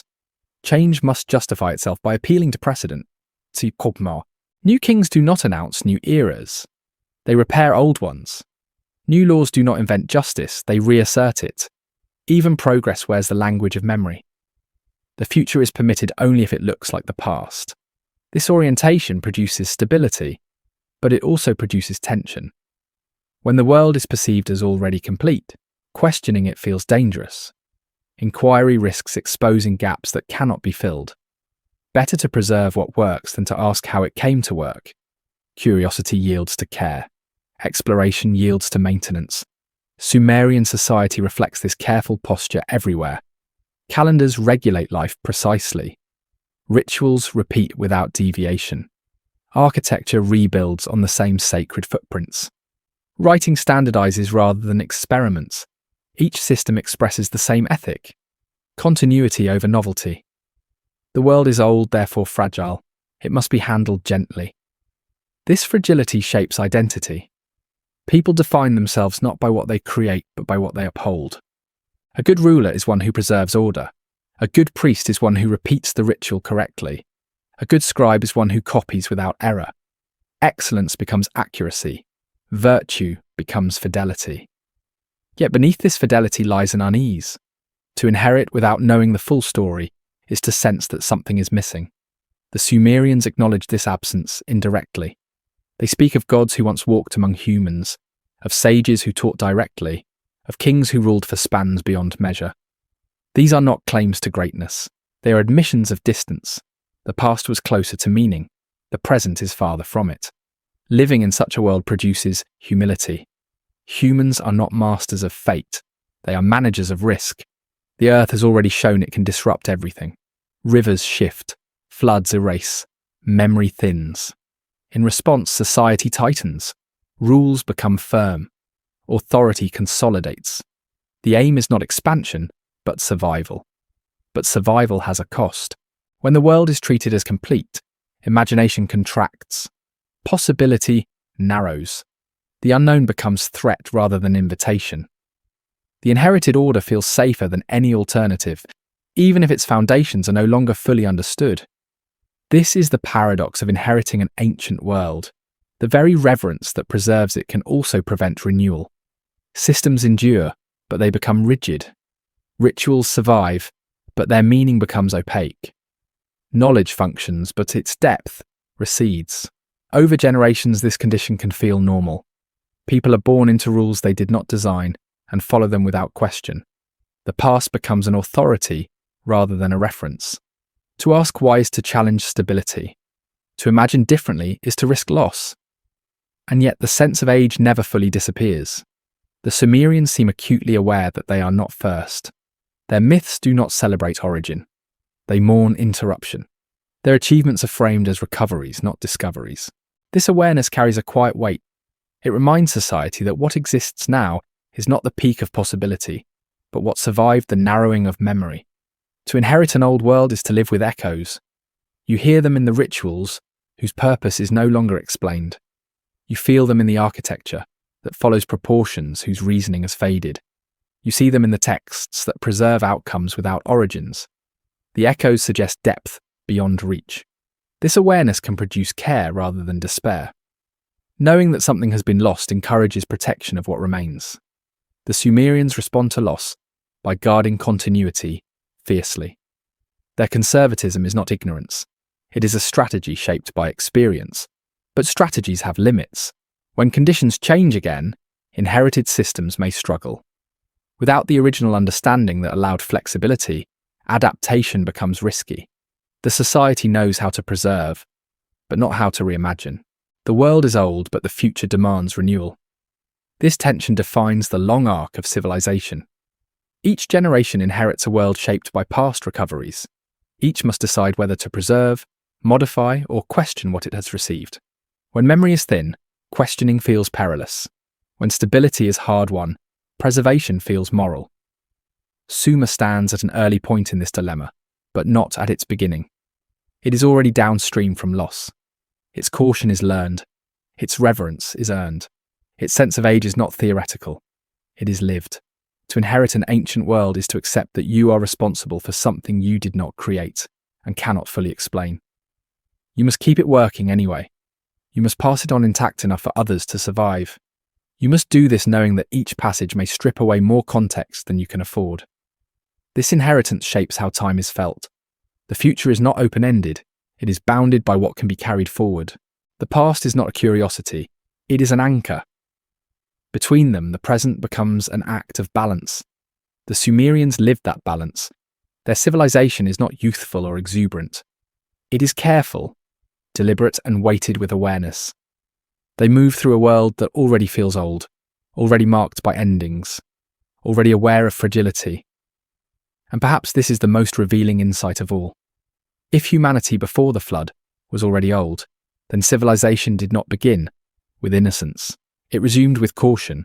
It inherited not just tools and systems, but lessons about loss. Those lessons shaped everything that followed. They taught humanity how to endure, how to preserve, how to respect what remains. But they also taught humanity how to hesitate, how to defer, how to treat the past as untouchable. To inherit an ancient world is to live between gratitude and limitation. Gratitude for what survived. Limitation for what cannot be recovered. Sumer carries both. Sumer. Its legacy is not simply what it built, but how it learned to live inside the awareness that it was not the first to build and might not be the last to lose. And in that awareness, civilization becomes something quieter than triumph. It becomes stewardship, a careful holding of a world that already feels older than memory and more fragile than it appears. There is a comfort in believing that history moves forward in a straight line, from simple to complex, from ignorance to knowledge, from chaos to order. This belief reassures us that whatever came before was necessarily cruder, and whatever comes next will be better by default. But the Sumerian record quietly undermines this comfort. It suggests that progress is not guaranteed, not cumulative, and not immune to reversal. What looks like advancement may, in fact, be recovery. What looks like simplicity may be loss. Linear progress assumes continuity. It assumes that knowledge, once gained, remains accessible. It assumes that each generation stands on the shoulders of the last. But Sumer does not behave like a civilization standing at the base of a ladder. It behaves like one standing on a ledge, aware that something vast lies below, and uncertain whether it can ever be reached again. The danger of linear thinking is not merely academic, it shapes how we interpret evidence. When we encounter early sophistication, we explain it as sudden genius or coincidence rather than inheritance. When we see gaps, we call them primitive beginnings rather than missing chapters. Linear progress trains us to see absence as origin and origin as inevitability. In Sumer, absence feels different. The gaps are too clean. Writing appears without a long, visible childhood. Cities rise without obvious prototypes. Calendars function without recorded debate.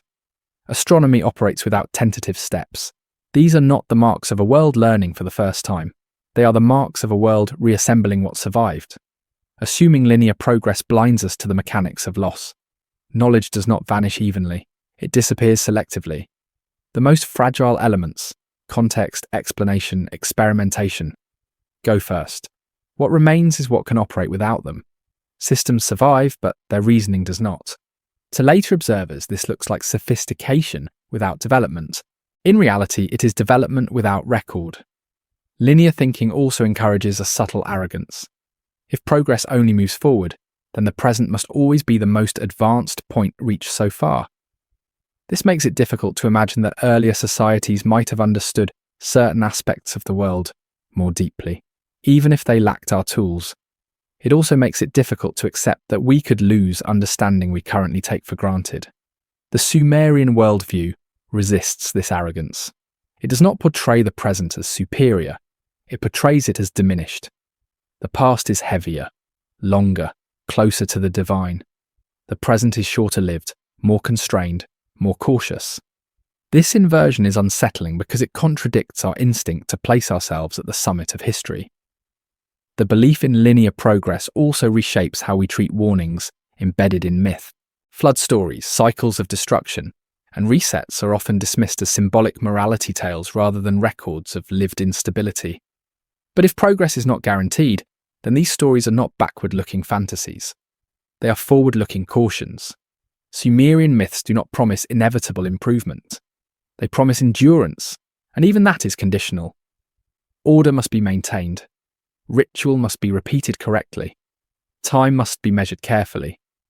Knowledge must be preserved deliberately. These are not the concerns of a society confident in automatic progress. They are the concerns of a society aware of fragility. The danger of assuming linear progress is that it encourages complacency. If advancement is automatic, then preservation becomes secondary. If knowledge accumulates naturally, then forgetting seems unlikely. But the Sumerian experience suggests the opposite. Knowledge must be defended. Memory must be curated. Continuity must be actively protected. When progress is assumed, loss is underestimated. We are slow to recognize when understanding thins, when explanation is replaced by procedure, when systems continue to function even as their rationale fades. This fading is subtle. It does not announce itself. It hides behind success. Sumer itself is an example of this concealment.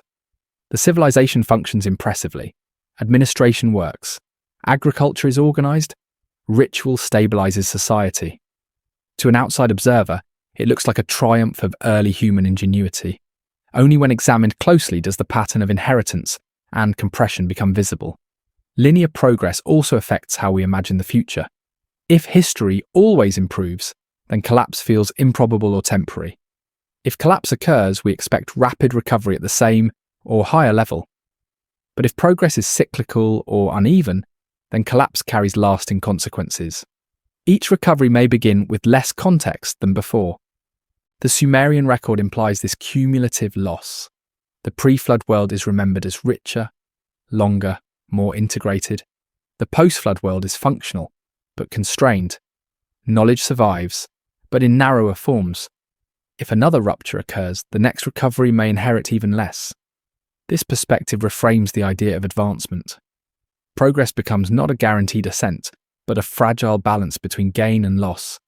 Technologies may improve while understanding narrows. Efficiency may increase while depth decreases. Systems may grow more powerful even as their foundations become more opaque. The danger is not that progress stops, it is that it becomes hollow. A civilization can become extraordinarily capable while losing sight of why its systems work. When conditions remain stable, this hollowness is invisible. When conditions change, it becomes catastrophic. Sumer's conservatism can be read as an intuitive response to this danger. By limiting innovation and emphasizing repetition, the society reduces the risk of breaking inherited systems it no longer fully understands. This strategy preserves stability, but it also constrains adaptability. It trades flexibility for endurance. The lesson here is not that linear progress is false in every domain. Humans do learn, tools do improve, knowledge can accumulate, but accumulation is not guaranteed to be permanent. Progress without preservation is temporary. Advancement without memory is fragile. The Sumerians appear to have understood this intuitively. Their myths remember loss more vividly than achievement. Their institutions prioritize continuity over novelty. Their sense of time emphasizes cycles rather than trajectories. The world moves, but it does not necessarily move upward. Assuming linear progress also distances us from responsibility. If history takes care of itself, then our role is minor. But if progress is contingent, then preservation becomes ethical. The future depends not just on invention, but on remembering why invention mattered. Sumer's legacy challenges us to reconsider our assumptions. Perhaps early civilizations were not naive beginnings, but careful recoveries. Perhaps what we call progress is often reconstruction. Perhaps the most dangerous moment for any civilization is when it mistakes survival for inevitability. If humanity was already old before the flood, then age does not guarantee wisdom, experience does not guarantee memory, and progress does not guarantee permanence. These truths are uncomfortable, but they are also clarifying. The past does not sit behind us as a ladder we have climbed. It surrounds us as a landscape shaped by erosion, collapse, and rebuilding. Some paths are visible, others have washed away. Assuming that the visible paths are the only ones that ever existed is the quietest form of forgetting. Summa stands as a reminder that civilization is not a straight road forward. It is a careful crossing over unstable ground. Each step depends on what was carried from the last crossing, and each crossing leaves something behind. The real danger, then, is not that progress might stop. It is that we might not notice when understanding begins to thin, mistaking motion for direction and survival for ascent, until we find ourselves moving confidently along a path whose destination we no longer recognize. If there is a final lesson hidden in the Sumerian record, it is not one of revelation, but of restraint. Civilization does not announce its limits. It discovers them quietly, often too late to preserve what once gave it depth. The Sumerians did not leave behind a warning carved in stone that explicitly names what was lost. Instead, they left patterns: repetition, reverence, caution, that point toward an understanding they no longer fully possessed, but deeply respected. Their world functions. That is the most important detail. Fields are planted, goods are counted, laws are enforced, temples rise again and again on the same sacred ground. This functionality can easily be mistaken for completeness. But beneath the surface, something else is visible to anyone who listens carefully. A persistent awareness that what exists now is not the first version of the world, and not necessarily the best equipped to face what may come again. The Sumerians did not claim mastery over time. They measured it carefully, almost anxiously. They did not claim mastery over nature. They negotiated with it through ritual and obedience. They did not claim mastery over knowledge. They guarded it, repeated it, and framed it as inheritance rather than discovery. These are not the habits of a civilization confident in endless progress. They are the habits of one that has already seen how fragile continuity can be. The deeper warning's not about floods or gods or lost ages. It is about forgetting how systems came to be. When knowledge survives only as instruction and no longer as understanding, it becomes difficult to adapt. A society can function brilliantly under familiar conditions, while becoming increasingly vulnerable to change. This vulnerability is invisible during stability. It reveals itself only when conditions shift. Suma's conservatism is often described as limitation, but it can also be read as memory. Not memory of specific events, but memory of risk. A learned hesitation. A cultural instinct that knows deviation can be costly when explanation has thinned. Innovation becomes cautious not because creativity has died, but because the margin for error has narrowed. This is where the idea of an ancient humanity becomes less sensational and more sobering. If humanity before the flood was already old, then age does not guarantee resilience. Experience does not guarantee retention. Civilizations can accumulate knowledge for long periods and still lose the context that allows that knowledge to evolve safely. What survives catastrophe is rarely what was most insightful. It is what was most durable. Durability, however, is not the same as wisdom. Durable systems can persist long after their original assumptions have changed. They can outlive the environments they were designed for. When this happens, society may continue to operate efficiently while drifting away from understanding. The machine runs, but fewer people know why it was built that way. The Sumerian legacy hints at this drift. Their myths remember intimacy with knowledge that no longer exists. Their rituals preserve forms whose meanings have layered and shifted. Their reverence for the past acknowledges something larger than what remains accessible. They lived with the sense that they were maintaining a structure whose foundations were deeper than they could reach. This sense of stewardship is not weakness. It is an honest response to loss. But stewardship without renewal eventually becomes enclosure.